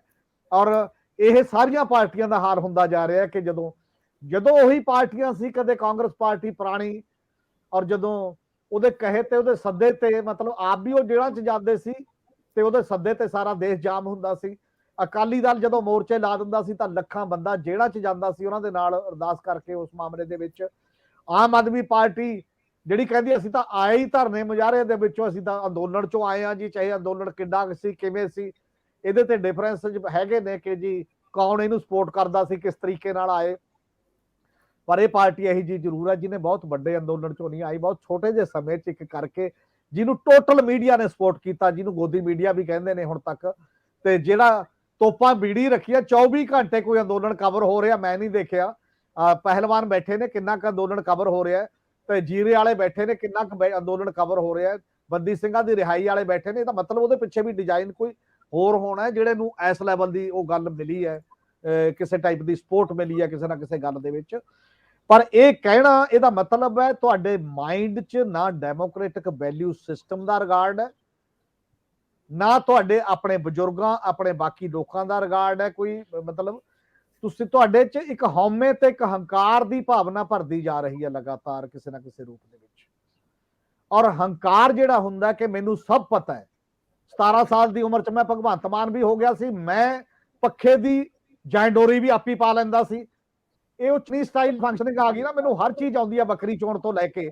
ਇਹ ਜਿਹੜਾ ਚੀਫ ਮਿਨਿਸਟਰ ਦੀ ਕੁਰਸੀ 'ਚ ਇਹੋ ਜਿਹਾ ਕੋਈ ਪ੍ਰੋਬਲਮ ਹੈ ਜਾਂ ਕਿਤੇ ਬੰਦੇ ਦਾ ਮਾਈਂਡ ਸੈਟ ਹੀ ਇਹੋ ਜਿਹਾ ਹਰ ਚੀਜ਼ ਦਾ ਗੁਣੀ ਬਣ ਜਾਂਦਾ ਬੰਦਾ ਕਿਸੇ ਕੁਰਸੀ ਤੇ ਬੈਠ ਕੇ। ਇਹ ਬੜੀ ਅਜੀਬੋ ਗਰੀਬ ਗੱਲ ਹੈ। ਉਹ ਇਹ ਨਿਮਰਤਾ ਵਾਲਾ ਬੰਦਾ ਹੀ ਨਹੀਂ ਆਉਂਦਾ ਵੀ ਮੈਂ ਬੈਠ ਗਿਆ ਜੀ, ਮੈਨੂੰ ਇੰਨਾ ਕੁਝ ਨਹੀਂ ਪਤਾ, ਕਿਰਪਾ ਕਰਕੇ ਮੇਰੀ ਹੈਲਪ ਕਰੋ, ਆਪਾਂ ਸਟੇਟ ਚਲਾਉਣੀ ਹੈ, ਸਾਰਿਆਂ ਦੇ ਕੋਲ ਸਾਰੇ ਐਕਸਪਰਟਾਂ ਤੇ ਮਾਰ ਦਿਓ ਕਾਟਾ ਤੇ ਬਾਕੀ ਹੈ। ਇੱਕ ਵਾਰ ਅਸੀਂ ਇੱਕ ਸੈਮੀਨਾਰ ਕਰਾਇਆ ਕਿਸਾਨ ਭਵਨ ਦੇ ਵਿੱਚ, ਲਗਭਗ ਕਾਫੀ ਇੰਟੈਲੈਕਚੁਅਲ ਇਕੱਠੇ ਹੋਏ ਸੀ ਤੇ ਪਾਰਟੀਆਂ ਦੇ ਨੁਮਾਇੰਦੇ ਵੀ ਆਏ, ਉਹ ਚ ਮਨਪ੍ਰੀਤ ਬਾਦਲ ਆਇਆ ਸੀ ਕਾਂਗਰਸ ਵੱਲੋਂ ਤੇ ਬਾਕੀ ਵੀ ਲੋਕ ਆਏ। ਚੋਣਾਂ ਤੋਂ ਪਹਿਲਾਂ ਕੀ ਕਰੋਗੇ, ਉਹ ਤੋਂ ਇੱਕ ਸ਼ਬਦ ਬੋਲਿਆ ਗਿਆ, ਤੁਰੰਤ ਸ਼ਬਦ ਬੋਲਿਆ ਗਿਆ ਕਿ ਇੰਟੈਲੈਕਚੁਅਲ ਜਿਹਦਾ ਕੀ ਹੈ, ਇਹਨਾਂ ਨੂੰ ਤਾਂ 4 ਪੈਸੇ ਵੱਧ ਦੇ ਕੇ ਜਦ ਮਰਜ਼ੀ ਖਰੀਦ ਲਓ। ਗੱਲ ਤਾਂ ਪੋਲੀਟੀਕਲ ਸੱਤਾ ਦੀ ਹੁੰਦੀ ਹੈ। ਉਹ ਜਦ ਸਾਰੇ ਬੰਦਿਆਂ ਨੇ ਉਹਦੇ ਕਦੀ ਦੇਖਿਆ, ਉਹਨੂੰ ਲੱਗਿਆ ਮੈਂ ਗਲਤ ਜਗ੍ਹਾ ਬੈਠਾ ਸੀ, ਜਦੇ ਮਾਫੀ ਮੰਗੀ, ਨਹੀਂ ਮੈਂ ਸਾਰਿਆਂ ਲਈ ਇਹ ਗੱਲ ਨਹੀਂ ਕਰ ਰਿਹਾ, ਮੇਰੇ ਤੋਂ ਗਲਤੀ ਹੋ ਗਈ ਹੈ। ਤੇ ਮੇਰਾ ਕਹਿਣ ਦਾ ਮਤਲਬ ਇਹ ਨਹੀਂ, ਰੌਲਾ ਪੋਲੀਟੀਸ਼ੀਅਨ ਦੇ ਮਾਈਂਡ 'ਚ ਕੀ ਹੈ, ਚਾਹੇ ਮੌਕੇ ਤੇ ਗਲਤੀ ਮੰਨਣਾ ਇੱਕ ਅਲੱਗ ਗੱਲ ਹੁੰਦੀ ਹੈ, ਤੁਹਾਡੇ ਮਾਈਂਡ 'ਚ ਕੀ ਹੈ, ਬੁੱਧੀ ਦੇ ਬਾਰੇ ਤੁਹਾਡੇ ਅਪਰੋਚ ਕੀ ਹੈ, ਹਾਰਡ ਵਰਕਰ ਕਿਰਤੀ ਦੇ ਬਾਰੇ ਤੁਹਾਡੀ ਅਪਰੋਚ ਕੀ ਹੈ, ਵੱਖ-ਵੱਖ ਚੀਜ਼ਾਂ ਨੂੰ ਦੇਖਣ ਦਾ ਸਵਾਲ ਹੈ। ਇਹ ਨਜ਼ਰੀਆ ਹੀ ਸਾਨੂੰ ਇਹ ਹੈ ਕਿ ਸਾਨੂੰ ਇਹੋ ਜਿਹੀ ਲੀਡਰਸ਼ਿਪ ਮਿਲੀ ਹੈ। ਸਭ ਤੋਂ ਪ੍ਰੋਬਲਮ ਇਹ ਹੈ, ਔਰ ਗੁਰੂ ਨਾਨਕ ਸਾਹਿਬ ਦੇ ਮਲਕ ਭਾਗੋ ਦੇ ਭਾਈ ਲਾਲੋ ਦੇ ਵਿੱਚ, ਹੁਣ ਲਾਲੋ ਤੁਹਾਨੂੰ ਇਹ ਲੱਗਦੇ ਨੇ ਕਿ ਪ੍ਰੋਬਲਮ ਇੱਕ ਕ੍ਰੀਏਟਰ ਨੇ, ਉਹ ਸੰਕਟ ਮਤਲਬ ਮੋਚਨ ਦੀ ਬਜਾਏ ਸੰਕਟ ਪੈਦਾ ਕਰ ਰਹੇ ਨੇ। ਤੁਹਾਨੂੰ ਇਹ ਨਹੀਂ ਲੱਗਦਾ ਜੇ 4 ਦਾਣੇ ਮਿਲਦੇ ਨੇ ਅਜੇ ਉਹਦੇ ਆਧਾਰ ਤੇ ਮਾੜੀ ਮੋਟੀ ਸਰਕਾਰ ਚੱਲਦੀ ਹੈ। ਆ ਹੁਣੇ ਆਰਡੀਐਫ ਕੱਟਤਾ ਤੁਹਾਡਾ ਉੱਪਰੋਂ ਤਾਂ ਚੱਕ ਕੇ, ਤੁਸੀਂ ਕੀ ਕੀਤਾ, ਕੱਲਾ ਬਿਆਨ ਦੇਤਾ ਵੀ ਅਮਰਿੰਦਰ ਸਿੰਘ ਦੱਸਣ, ਬਲਬੀਰ ਸਿੱਧੂ ਦੱਸਣ, ਫਲਾਣ, ਉਹ ਕਿਉਂ ਦੱਸਣ, ਤੁਸੀਂ ਕਿਉਂ ਨਹੀਂ ਦੱਸਦੇ? ਤੁਸੀਂ ਸਰਕਾਰ ਚੋਂ ਭਾਈ ਸਾਹਿਬ, ਤੁਸੀਂ ਕੋਈ ਰੌਲਾ ਪਾਇਆ, ਤੁਸੀਂ ਕੋਈ ਪੋਲੀਟੀਕਲ ਫਾਈਟ ਕਰ ਰਹੇ ਹੋ, ਸਾਰੇ ਦੇ ਸਾਰੇ ਦੇ ਖਿਲਾਫ ਕੀ ਕਰ ਰਹੇ ਹੋ ਤੁਸੀਂ ਉਹ ਸਾਰੇ ਮਾਮਲੇ ਦੇ ਵਿੱਚ, ਜੇ ਪਹਿਲੀਆਂ ਸਰਕਾਰਾਂ ਨੇ ਕੀਤਾ। ਇਸ ਕਰਕੇ ਇਹ ਬਹੁਤ ਬੜਾ ਕੁਐਸਚਨ ਹੈ ਇੱਕ ਜੀ। ਮੈਨੂੰ ਨਹੀਂ ਪਤਾ ਕਿਸਾਨ ਜਥੇਬੰਦੀਆਂ ਕਿਸ ਢੰਗ ਨਾਲ ਰਿਐਕਟ ਕਰਨਗੀਆਂ ਜਾਂ ਕਿਸ ਢੰਗ ਨਾਲ ਗੱਲ ਉਸ ਲੈਵਲ ਦੇ ਉੱਤੇ ਕੀਤੀ ਜਾਂਦੀ ਹੈ। ਇਹਦਾ ਮਤਲਬ ਤੁਸੀਂ ਰੂਟਲੈਸ ਹੁੰਦੇ ਜਾ ਰਹੇ ਹੋ, ਜਿਉਂ ਰੂਟਲੈਸ ਹੋਵੋਗੇ ਤੁਹਾਡੇ ਲਈ ਵੀ ਚੰਗਾ ਨਹੀਂ ਹੁੰਦਾ। ਔਰ ਹਰ ਪਾਰਟੀ ਹਰ ਲੀਡਰ ਦਾ ਹੁੰਦਾ ਕਿ ਉਹਦੀ ਕਿਤੇ ਨਾ ਕਿਤੇ ਜੜ੍ਹਾਂ ਹੋਣ। ਤੁਹਾਡੀ ਜੇ ਬਾਦਲ ਨੂੰ ਵੀ ਲੋਕ ਕਹਿੰਦੇ ਸੀ ਘੱਟੋ ਘੱਟ ਆਪਣੇ ਹਲਕੇ ਤੋਂ ਲਗਾਤਾਰ ਜਿੱਤਿਆ, ਇੱਕ ਅੱਧੀ ਵਾਰੀ ਹਾਰ ਤੋਂ ਬਾਅਦ ਜਾਂਦਾ ਹਾਰ ਗਿਆ, ਔਰ ਜੇ ਬਾਕੀ ਦੀ ਗੱਲ ਕਰਦੇ ਸੀ ਤੁਹਾਡਾ ਹਲਕਾ ਸੀ, ਤੁਸੀਂ ਤਾਂ ਪਹਿਲੀ ਵਾਰੀ ਆਪਣਾ ਹਲਕਾ ਹਾਰ ਕੇ ਚੀਫ ਮਿਨਿਸਟਰ ਬਣ ਸਾਰ। ਇਹ ਵੀ ਤਾਂ ਦੇਖੋ ਨਾ, ਉਹਦੇ ਪਿੱਛੇ ਰੀਜਨ ਕੀ ਨੇ, ਉਹ ਰੀਜਨ ਦੇਖਣੇ ਪੈਣਗੇ। ਜੇ ਤੁਸੀਂ ਲੰਮੀ ਰੇਸ ਦੇ ਘੋੜੇ ਹੋ ਤਾਂ ਲੰਮੀ ਰੇਸ ਦੇ ਘੋੜੇ 'ਚ ਵਿਵਹਾਰ ਬਹੁਤ ਮੈਟਰ ਕਰਦਾ, ਔਰ ਉਹਨਾਂ ਗੱਲਾਂ ਦੇ ਵਾਸਤੇ ਤੁਹਾਨੂੰ ਇਹ ਹੈ। ਔਰ ਜਦੋਂ ਸਾਡਾ ਚੀਫ ਮਿਨਿਸਟਰ ਕਹਿੰਦਾ ਮੈਂ ਕੋਈ ਲਿਖਤੀ ਭਾਸ਼ਣ ਨਹੀਂ ਪੜ੍ਹਦਾ, ਇਹ ਵੀ ਉਹੀ ਗੱਲ ਹੈ। ਔਰ ਜਦੋਂ ਤੁਸੀਂ ਸੰਵਿਧਾਨਕ ਚੌਧੇ ਤੇ ਹੁੰਦੇ ਹੋ ਤਾਂ ਲਿਖਤੀ ਭਾਸ਼ਣ ਤਾਂ ਦਿੱਤੇ ਜਾਂਦੇ ਹੁੰਦੇ ਨੇ ਕਿ ਤੁਹਾਡੇ ਮੂੰਹੋਂ ਕਹੇ ਸ਼ਬਦ ਦਾ ਅਰਥ ਜ਼ਿਆਦਾ ਹੋਣਾ ਹੈ, ਅਸਰ ਜ਼ਿਆਦਾ ਪੈਣਾ ਹੈ, ਸ਼ਬਦਾਂ ਦੀ ਚੋਣ ਬੜੀ ਤਰਤੀਬ ਨਾਲ 10 ਬੰਦੇ ਬੈਠ ਕੇ ਬਣਾਉਣਗੇ। ਤੁਸੀਂ ਇਹ ਕੀਤੋ, ਜਿਹੜੇ ਗੁਮਾਨ 'ਚ ਕਹਿੰਦਾ ਮੈਂ ਉਹ ਨਹੀਂ ਕਰਦਾ, ਮੈਂ ਸੀਰੀਅਸ ਹੋਣ ਲਈ ਤਿਆਰ ਨਹੀਂ ਆ, ਤਾਂ ਫਿਰ ਕਿੱਧਰ ਜਾਊਗੀ ਗੱਲ। ਇਸ ਲਈ ਸੀਰੀਅਸ ਹੋਣਾ ਬਹੁਤ ਜ਼ਰੂਰੀ ਹੁੰਦਾ। ਜਿਹੋ ਜਿਹੀ ਪੋਸਟ ਹੁੰਦੀ ਹੈ ਉਹਦੇ ਮੁਤਾਬਕ ਉਹਦੇ ਹਾਣ ਦਾ, ਉਹਦੇ ਮੇਚ ਦਾ ਹੋਣਾ ਹੁੰਦਾ ਹੌਲੀ ਹੌਲੀ ਕਰਕੇ। ਔਰ ਮੈਨੂੰ ਲੱਗਦਾ ਚੀਫ ਮਿਨਿਸਟਰ 4 ਸਾਲ ਪਏ ਨੇ, 4 ਸਾਲ 'ਚ ਉਹਦੇ ਹਾਣ ਦੇ ਹੋ ਸਕਣਗੇ ਜਾਂ ਨਹੀਂ। ਕੈਪਟਨ ਅਮਰਿੰਦਰ ਸਿੰਘ ਪਹਿਲੀ ਵਾਰ 2002 'ਚ ਬਣਿਆ ਸੀ, 2007 ਚ ਜਿੱਤਿਆ ਨਾ ਜਿੱਤਿਆ, ਉਹਦਾ ਕੱਦ ਵੱਡਾ ਹੋ ਕੇ ਆਇਆ ਸੀ ਐਜ ਏ ਲੀਡਰ ਦੇ ਤੌਰ ਤੇ, ਉਹਨੂੰ ਬਾਦਲ ਦੇ ਬਰਾਬਰ ਦੇਖਣ ਲੱਗ ਗਏ ਸੀ। ਔਰ ਉਦੋਂ ਬਾਅਦ ਅਗਲੇ ਵਾਰੀ ਉਹਦਾ ਜੋ ਮਾਹੌਲ ਸੀ ਦੇਖਿਆ ਤੇ ਉਹ ਕੱਦ ਫਿਰ ਪਤਾ ਨਹੀਂ ਕਿੱਥੇ ਚਲਾ ਗਿਆ ਮੁੜ ਕੇ ਕੱਦ। ਇਸ ਲਈ ਕੱਦਾਂ ਦਾ ਜਿਹੜਾ ਮਾਹੌਲ ਹੈ ਨਾ, ਲੋਕ ਇੰਚੀ ਟੇਪ ਲਈ ਫਿਰਦੇ ਨੇ ਗੀਜਾ ਖੀਸਿਆਂ ਦੇ ਵਿੱਚ, ਉਹ ਨਾਪ ਦਿੰਦੇ ਨੇ ਤੁਹਾਡਾ ਜਿੰਨੇ ਕੁ ਜੋਗੇ ਹੁੰਦੇ ਹੋ। ਤੁਹਾਨੂੰ ਆਪ ਕਹਿਣ ਦੀ ਲੋੜ ਨਹੀਂ ਹੁੰਦੀ ਕਿ ਮੇਰਾ ਕੱਦ ਬਹੁਤ ਵੱਡਾ, ਮੈਨੂੰ ਬਹੁਤ ਕੁਝ ਆਉਂਦਾ ਹੈ। ਇਹੀ ਡੈਮੋਕ੍ਰੇਸੀ ਦੀ ਖੂਬਸੂਰਤੀ ਹੈ ਤੇ ਇਹੀ ਸ਼ਾਇਦ ਕਿਸਾਨ ਅੰਦੋਲਨਾਂ ਦਾ ਆਉਣ ਵਾਲੇ ਦਿਨਾਂ ਦੇ ਵਿੱਚ, ਜੇ ਬਚਤ ਸੈਂਟਰਲਾਈਜੇਸ਼ਨ ਦੇ ਖਿਲਾਫ, ਜੇ ਬਚਤ ਐਰੋਗੈਂਸ ਦੇ ਖਿਲਾਫ, ਜੇ ਡੈਮੋਕ੍ਰੈਟਿਕ ਵੈਲਿਊ ਤੇ ਕੋਈ ਲੜੇਗੀ ਤਾਂ ਪੰਜਾਬ ਦੀ ਕਿਸਾਨੀ, ਪੰਜਾਬ ਦੇ ਲੋਕ, ਪੰਜਾਬ ਦਾ ਤਬਕਾ ਲੜੂਗਾ। ਦੇਸ਼ ਵੀ ਉਹਨਾਂ ਤੋਂ ਪਰਵਾਹ ਕਰਦਾ ਕਿ ਤੁਸੀਂ ਆਓ ਆਪਾਂ ਸਾਂਝੀ ਲੜਾਈ ਲੜੀਏ ਤੇ ਕੁਝ ਚੀਜ਼ਾਂ ਬਾਚੀਆਂ ਰਹਿਣ ਜੀ। ਇਹਦੀ ਮੇਰੇ ਖਿਆਲ ਹੈ ਚੀਫ ਮਿਨਿਸਟਰ ਨੂੰ ਥੋੜੀ ਜੀ ਧਿਆਨ ਦੇਣਾ ਪੈਣਾ ਔਰ ਧਿਆਨ ਦੇਣਾ ਚਾਹੀਦਾ ਔਰ ਪੜ੍ਹਾਈ ਕਰਨੀ ਚਾਹੀਦੀ ਹੈ, ਵਿਹਲਾ ਹੋ ਕੇ ਸੋਚਣਾ ਚਾਹੀਦਾ ਕਿਸੇ ਨਾ ਕਿਸੇ ਨੂੰ। ਹਾਂ, ਇਹ ਗੱਲ ਤਾਂ ਬਿਲਕੁਲ ਦਰੁਸਤ ਹੈ ਕਿ ਜਿਹੜੀ ਅਹੁਦਿਆਂ ਦੇ ਨਾਲ ਆਉਂਦੀ ਹਉਮੈ ਹੈ, ਇਹ ਤੁਹਾਨੂੰ ਰਸਾਤਲ ਵੱਲ ਵੀ ਲੈ ਕੇ ਜਾਂਦੀ ਹੈ। ਪ੍ਰੋਫੈਸਰ ਸਾਹਿਬ ਮੈਨੂੰ ਪ੍ਰੋਗਰਾਮ ਦੇ ਸ਼ੁਰੂ ਹੋਣ ਤੋਂ ਪਹਿਲਾਂ ਇਹ ਦੱਸ ਰਹੇ ਸੀ ਵੀ ਅਸੀਂ ਨਾ ਬਹੁਤੇ ਲੋਕਾਂ ਨੂੰ ਉਹਨਾਂ ਦੇ ਕੱਦ ਨਾਲੋਂ ਵੱਡਾ ਮਾਪ ਲੈਂਦੇ ਹਾਂ, ਲਾਰਜਰ ਦੈਨ ਸਾਈਜ਼। ਇਹ ਟਰਮ ਵਾਕਿਆ ਹੀ ਢੁਕਦੀ ਹੈ, ਸਾਰਿਆਂ ਤੇ ਢੁਕਦੀ ਹੈ ਕਿ ਅਸੀਂ ਇਹਨਾਂ ਨੂੰ ਏਡੇ ਵੱਡੇ ਆਂਕ ਲੈਂਦੇ ਹਾਂ। ਹੁਣ ਸਵਾਲ ਇਸ ਵੇਲੇ ਵੀ ਇਹੀ ਖੜਾ ਹੈ ਕਿ ਕਿਸ ਤਰੀਕੇ ਨਾਲ ਕਿਹੜੀ ਧਿਰ ਕਿਸ ਤਰੀਕੇ ਨਾਲ ਰਿਐਕਟ ਕਰੇ। ਮੁੱਖ ਮੰਤਰੀ ਦਾ ਹਰ ਲਫ਼ਜ਼ ਆਪਣੇ ਆਪ ਦੇ ਵਿੱਚ ਆਰਡਰ ਹੈ, ਹੁਕਮ ਹੈ। ਅਫਸਰਸ਼ਾਹੀ ਤੋਂ ਲੈ ਕੇ ਥੱਲੇ ਦੀ ਮਸ਼ੀਨਰੀ ਉਹਨਾਂ ਦੇ ਹਰ ਇੱਕ ਗੱਲ ਦੇ ਅਰਥ ਲੈ ਰਹੀ ਹੁੰਦੀ ਆ। ਉਹ ਜੇ ਕਿਸੇ ਦੇ ਖਿਲਾਫ ਬੋਲ ਰਹੇ ਨੇ, ਜੇ ਕਿਸੇ ਤੇ ਵਿਅੰਗ ਕਰ ਰਹੇ ਨੇ, ਜੇ ਕਿਸੇ ਦੀ ਫੇਵਰ ਵੀ ਕਰ ਰਹੇ ਆ ਤੇ ਉਹਦੇ ਵੀ ਬੜੇ ਵੱਡੇ ਅਰਥ ਆ। ਪਰ ਨਾਲ ਦੀ ਨਾਲ ਇੱਥੇ ਤਾਂ ਜਿਹੜੇ ਵਿਰੋਧੀ ਧਿਰਾਂ ਨੇ, ਜੇ ਮੁੱਖ ਮੰਤਰੀ ਸਾਹਿਬ ਜਾਂ ਇਹਨਾਂ ਦੀ ਸਰਕਾਰ ਇਦਾਂ ਦੇ ਵਿੱਚ ਵਿਚਾਲੇ ਵਾਲੇ ਸੁਨੇਹੇ ਦੇਈ ਜਾਂਦੀ ਆ ਮੰਚਾਂ ਤੋਂ, ਤੇ ਵਿਰੋਧੀ ਵੀ ਤਾਂ ਇਹੋ ਜਿਹੀ ਸੁਨੇਹੇ ਦੇ ਰਹੇ ਆ ਵੀ ਉਹ ਸਟਰਗਲ ਦੀ ਥਾਂ ਗਵਰਨਰ ਹਾਊਸ ਦੇ ਬਾਹਰ ਦਿਸਦੇ ਆ। ਅਜੀਬੋ ਗਰੀਬ ਹਰਕਤਾਂ ਹੋ ਰਹੀਆਂ। ਪ੍ਰੋਫੈਸਰ ਸਾਹਿਬ, ਇਹ ਬਤੌਰ ਮੁੱਖ ਮੰਤਰੀ ਉਹਨਾਂ ਦਾ ਇਹ ਰਿਐਕਸ਼ਨ ਤਾਂ ਹੁੰਦਾ ਵੈਸੇ ਕਿਸੇ ਐਕਸ਼ਨ ਦੇ ਖਿਲਾਫ, ਲੇਕਿਨ ਆਪ ਮੁਹਾਰੇ ਕਿਸਾਨੀ ਦੇ ਉੱਤੇ ਇਸ ਤਰ੍ਹਾਂ ਦੀ ਟਿੱਪਣੀ, ਉਹਨਾਂ ਦੇ ਅੰਦਰ ਕੋਈ ਖੁੰਦਕ ਹੈ ਜਿਹੜੇ ਬਾਰ-ਬਾਰ ਕਿਸਾਨ ਜਥੇਬੰਦੀਆਂ ਉਹਨਾਂ ਲਈ ਕੋਈ ਹਰਡਲ ਕ੍ਰੀਏਟ ਕਰ ਰਹੀਆਂ ਜਾਂ ਕਰ ਸਕਦੀਆਂ? ਕੋਈ ਉਹਨਾਂ ਕੋਲ ਇਨਪੁਟਸ ਨੇ? ਤੁਹਾਨੂੰ ਲੱਗਦਾ ਕਿ ਉਹਨਾਂ ਨੂੰ ਲੱਗਦਾ ਆਉਂਦੇ ਦਿਨਾਂ ਦੇ ਵਿੱਚ ਮੇਰੇ ਲਈ ਇਹੀ ਸੰਕਟ ਬਣਨ ਵਾਲੇ ਤੇ ਇਹਨਾਂ ਨੂੰ ਪਹਿਲਾਂ ਹੀ ਸਨੱਬ ਕਰ ਲਓ? ਔਰ ਵੈਸੇ ਉਹਨਾਂ ਦਾ ਜਿਹੜਾ ਇਹ ਕਹਿਣ ਦਾ ਤਰੀਕਾ, ਇਹਨੂੰ ਤੁਸੀਂ ਕਿੱਥੇ ਕੁ ਮੰਨਦੇ ਹੋ? ਠੀਕ ਹੈ, ਗਲਤ ਹੈ? ਮੈਨੂੰ ਲੱਗਦਾ ਡੈਸਪੀਰੇਸ਼ਨ ਹੋ ਗਈ।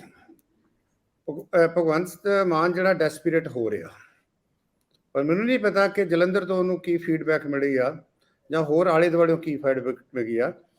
ਇਹ ਤੱਥਾਂ ਨਾਲ ਕਹਿ ਸਕਦੇ ਆ ਕਿ ਛੋਟੀ ਤੇ ਮੱਧਮ ਜਿਹੜੀ ਕਿਸਾਨੀ ਸੀ, ਉਹਦਾ ਜਿਹੜਾ ਹੈਗਾ ਸੀ, ਮਤਲਬ 5 ਚੋਂ 4 ਤੋਂ ਵੱਧ ਲੋਕਾਂ ਨੇ ਇਹਨਾਂ ਨੂੰ ਜਿਹੜੀ ਹੈਗੀ ਸੀ ਵੋਟ ਪਾਈ ਸੀ, ਜਿਨ੍ਹਾਂ ਬਾਰੇ ਇਹਨਾਂ ਨੇ ਸ਼ਬਦ ਕਹਿ ਦਿੱਤੇ।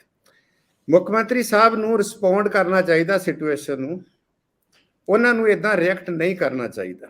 ਸ਼ਬਦ ਮੂੰਹੋਂ ਨਿਕਲੇ ਜਿਹੜੇ ਹੈਗੇ ਆ ਉਹ ਵਾਪਸ ਨਹੀਂ ਹੁੰਦੇ। ਔਰ ਜਿੱਦਾਂ ਉਹ ਕਹਿ ਰਹੇ ਸੀਗੇ ਕਿ ਪਹਿਲੋਂ ਮੁੱਦੇ ਭਾਲਦੇ ਸੀਗੇ, ਹੁਣ ਜਗ੍ਹਾ ਭਾਲਦੇ, ਮੈਨੂੰ ਜਾਪਦਾ ਵੀ ਇਹ ਬਹੁਤ ਕੰਡੈਮੇਬਲ ਜਿਹੜੀ ਸਟੇਟਮੈਂਟ ਹੈਗੀ ਆ। ਇੱਕ ਉਸ ਜਿਹੜੀ ਹੈਗੀ ਆ ਆਪਣੀ ਜਮਾਤ ਵਾਸਤੇ, ਜਿਹੜੀ ਜਮਾਤ ਜਿਹੜੀ ਆ ਇਸ ਵੇਲੇ ਦੇਸ਼ ਦੇ ਵਿੱਚ ਲੋਕਤੰਤਰ ਦੀ ਲੜਾਈ ਲੜ ਰਹੀ ਆ। ਆਪਾਂ ਛੱਡ ਦਈਏ ਇਹਨਾਂ ਨੂੰ ਲੈ ਕੇ ਆਏ ਸੀ, ਉਹ ਤਾਂ ਚਲੋ ਲਾਭ ਵੀ ਦੇਣਗੇ ਉਹਦੇ ਵਿੱਚੋਂ, ਉਹ ਲੋਕਤੰਤਰ ਦੀ ਲੜਾਈ ਲੜ ਰਹੇ ਆ। ਪਹਿਲਵਾਨਾਂ ਦੀ ਗੱਲ ਚੱਲੀ ਆ, ਉੱਥੇ ਕੌਣ ਜਾ ਰਹੇ ਆ?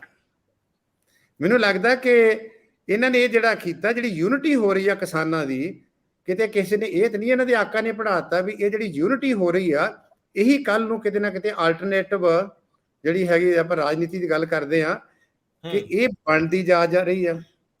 ਪੰਜਾਬ ਲੈਬੋਰਟਰੀ ਹੈਗੀ ਆ ਨਵੇਂ ਐਕਸਪੈਰੀਮੈਂਟਸ ਦੀ, ਆਪਾਂ ਸਾਰੇ ਇਸ ਗੱਲ ਨੂੰ ਬਹੁਤ ਚੰਗੀ ਤਰ੍ਹਾਂ ਜਾਣਦੇ ਆ। ਰਿਸਕ ਲੈਂਦੇ ਪੰਜਾਬ ਦੇ ਲੋਕ, ਸਾਰਾ ਕੁਝ ਪਿੱਛੇ ਛੱਡ ਕੇ ਨਵਾਂ ਟਰਾਈ ਕਰ ਲਾਂਗੇ, ਕੋਈ ਕੌਨਫੀਡੈਂਟ ਹੈਗੇ ਆ ਕਿ ਅਸੀਂ ਉਹਨੂੰ ਸੰਭਾਲ ਲਵਾਂਗੇ। ਪੰਜਾਬ ਦੇ ਵਿੱਚ ਕਮਿਊਨਲਿਜ਼ਮ ਨੂੰ ਸੰਭਾਲਿਆ, ਪੰਜਾਬ ਦੇ ਵਿੱਚ ਮਾੜੇ ਦੌਰ ਨੂੰ ਲੋਕਾਂ ਨੇ ਸੰਭਾਲਿਆ। ਉਹ ਕਿਸੇ ਵੇਲੇ ਬਹਿਸ ਕਰਾਂਗੇ ਕਿੱਦਾਂ ਲੋਕਾਂ ਦਾ ਰੋਲ ਸੀਗਾ, ਸਰਕਾਰਾਂ ਆਪਣੇ ਥਾਂ ਤੇ ਹੁੰਦੀਆਂ। ਔਰ ਜਿਸ ਤਰੀਕੇ ਨਾਲ ਸਟੇਟਮੈਂਟ ਆਈ, ਮੈਂ ਸੁਣ ਰਿਹਾ ਸੀਗਾ ਜੀ।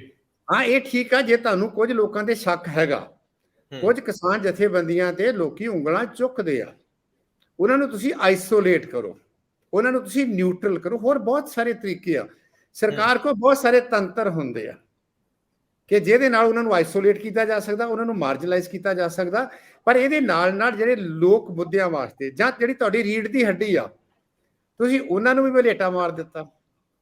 ਮੈਨੂੰ ਲੱਗਦਾ ਵੀ ਇਹ ਬਹੁਤ ਅਫਸੋਸ ਵਾਲੀ ਜਿਹੜੀ ਗੱਲ ਸੀ। ਦੂਸਰੀ ਗੱਲ ਰਹੀ, ਮੈਂ ਅੱਗੇ ਵੀ ਲਿਖਿਆ ਵੀ ਆ, ਸ਼ਾਇਦ ਕਿਹਾ ਵੀ ਆ, ਇਹ ਇਲੈਕਸ਼ਨ ਜਿਹੜੀ ਹੈਗੀ ਆ, ਜਿੱਤ ਵੀ ਜਾਣ, ਆਪਾਂ ਮੰਨ ਕੇ ਚੱਲੀਏ, ਇਹ ਅਗਲੀ ਲੜਾਈ ਵੱਡੀ ਹਾਰ ਰਹੇ ਆ। ਇਹਨਾਂ ਦੇ ਢਾਂਚੇ ਦੇ ਵਿੱਚ ਥੱਲੜੇ ਪਾਸੇ ਵੱਲ ਬਹੁਤ ਸਾਰੇ ਕ੍ਰੈਕਸ ਹੈਗੇ ਆ, ਜੁਆਇੰਟਸ ਨਹੀਂ ਹੈਗੇ। ਇਹਨਾਂ 'ਚ ਜਿਹੜੀ ਇਨਫੋਰਮੇਸ਼ਨ ਦਾ ਫਲੋ ਹੋਣਾ ਚਾਹੀਦਾ ਕੇਡਰ ਤੋਂ, ਪਾਰਟੀ ਤੋਂ ਸਰਕਾਰ ਤੇ ਵਾਈਸ ਵਰਸਾ, ਉਹ ਨਹੀਂ ਹੈਗਾ। ਉਹ ਵਨ ਵੇ ਟ੍ਰੈਫਿਕ ਹੀ ਹੈਗੀ ਆ। ਉਹਦਾ ਜੋ ਰਿਐਕਸ਼ਨ ਹੋਣਾ ਸੀ, ਜੋ ਇਹਨਾਂ ਨੇ ਸਟੇਟਮੈਂਟ ਦਿੱਤੀ ਆ, ਕੀ ਲੋਕੀ ਨੂੰ ਸਪੋਰਟ ਕਰਦੇ ਆ, ਕੀ ਲੋਕੀ ਨੂੰ ਅਪੋਜ਼ ਕਰਦੇ ਆ, ਜਾਂ ਕੀ ਲੋਕ ਉਹਦੇ ਵਿੱਚ ਕੋਈ ਸੋਧਣਾ ਚਾਹੁੰਦੇ ਆ, ਉਹ ਇਹਨਾਂ ਦੇ ਕੋਲ ਨਹੀਂ ਹੈਗਾ। ਉਹ ਇਹਨਾਂ ਦੇ ਦਰਵਾਜ਼ੇ ਬੰਦ ਹੈ, ਜਿਹੜੀ ਇਹਨਾਂ ਦਾ ਸਭ ਤੋਂ ਵੱਡਾ ਜਿਹੜਾ ਹੈਗਾ ਉਹ ਚੈਲੰਜ ਹੈ। ਇਸ ਕਰਕੇ ਜਦੋਂ ਤੁਹਾਡੇ ਕੋਲ ਰਾਈਟ ਇਨਫੋਰਮੇਸ਼ਨ ਨਹੀਂ ਹੈਗੀ, ਰਾਈਟ ਸਪੋਰਟ ਨਹੀਂ ਹੈਗੀ, ਔਰ ਫਿਰ ਤੁਸੀਂ ਇਹੋ ਜਿਹਾ ਸੋਚ ਲਓ, ਇਹ ਗੱਲ ਠੀਕ ਹੁੰਦੀ ਆ, ਇਗਨੋਰੈਂਸ ਕਈ ਵਾਰੀ ਬਲੈਸਿੰਗ ਹੁੰਦੀ ਆ, ਪਰ ਜਦੋਂ ਤੁਸੀਂ ਪ੍ਰਟੈਂਡ ਕਰਦੇ ਜੋ ਕਿ ਮੈਨੂੰ ਸਭ ਕੁਝ ਆਉਂਦਾ ਵਾ, ਤੇ ਉਹ ਜਿਹੜਾ ਵਾ ਤੁਹਾਡੇ ਲਈ ਬਹੁਤ ਵੱਡਾ, ਕਈ ਵਾਰੀ ਮੈਂ ਵਰਡ ਯੂਜ਼ ਕਰਦਾ ਵਾ, ਕੈਰੀਅਰ ਲਈ ਸੁਇਸਾਈਡਲ ਬਣਦਾ। ਨੇਤਾ ਦੇ, ਹਰਮਨ ਪਿਆਰੇ ਲੀਡਰ ਦੇ ਮੂੰਹ ਦੇ ਵਿੱਚੋਂ ਕੋਈ ਵੀ ਇੱਕ ਉਹੋ ਜਿਹਾ ਨਿਕਲਿਆ ਸ਼ਬਦ ਜਿਹਦੀ ਪ੍ਰਮਾਣਤਾ ਜਿਹੜੀ ਹੈਗੀ ਆ ਉਹ ਲੋਕਾਂ ਦੀਆਂ ਨਜ਼ਰਾਂ ਦੇ ਵਿੱਚ ਨਹੀਂ ਹੈਗੀ, ਉਹਦਾ ਡਿਕਲਾਈਨ ਸ਼ੁਰੂ ਹੋ ਜਾਂਦਾ ਵਾ।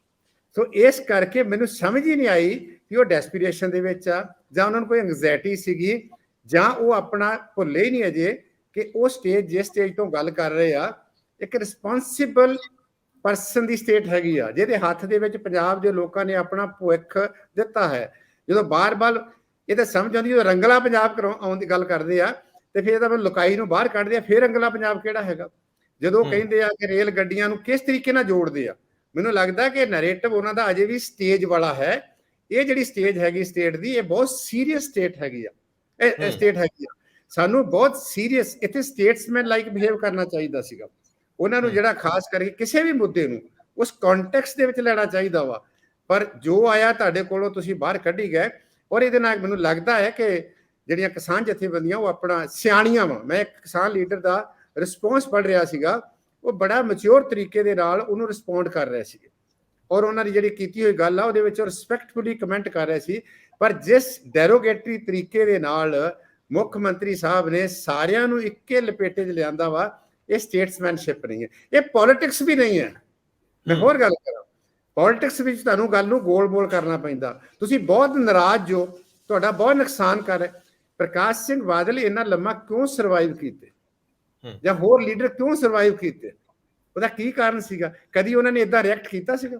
ਇਹ ਠੀਕ ਆ ਕਿ ਆਪਣੇ ਵਿਰੋਧੀ ਨੂੰ ਬਖਸ਼ ਦੇਣੀ ਸੀਗੀ, ਉਹਨਾਂ ਦੇ ਤਰੀਕੇ ਸੀਗੇ, ਪਰ ਇਹਦਾ ਇਹ ਲੱਗਦਾ ਹੈ ਕਿ ਇਹ ਬਹੁਤ ਜ਼ਿਆਦਾ ਅਣਜਾਣ ਹੈ, ਪੋਲੀਟੀਕਲੀ ਇਮੈਚੁਰ ਹੈ, ਔਰ ਇਹਨਾਂ ਨੂੰ ਲੋੜ ਤੋਂ ਜ਼ਿਆਦਾ ਲੋਕਾਂ ਨੇ ਇੰਪੋਰਟੈਂਸ ਦੇ ਦਿੱਤੀ, ਔਰ ਇਹ ਲੋੜ ਤੋਂ ਜ਼ਿਆਦਾ ਆਪਣੇ ਆਪ ਨੂੰ, ਜਿਹਨੂੰ ਕਹਿੰਦੇ ਤੁਸੀਂ ਗੱਲ ਕੀਤੀ ਆ ਕਿ ਲਾਰਜਰ ਦੈਨ ਸਾਈਜ਼ ਹੋ ਗਏ।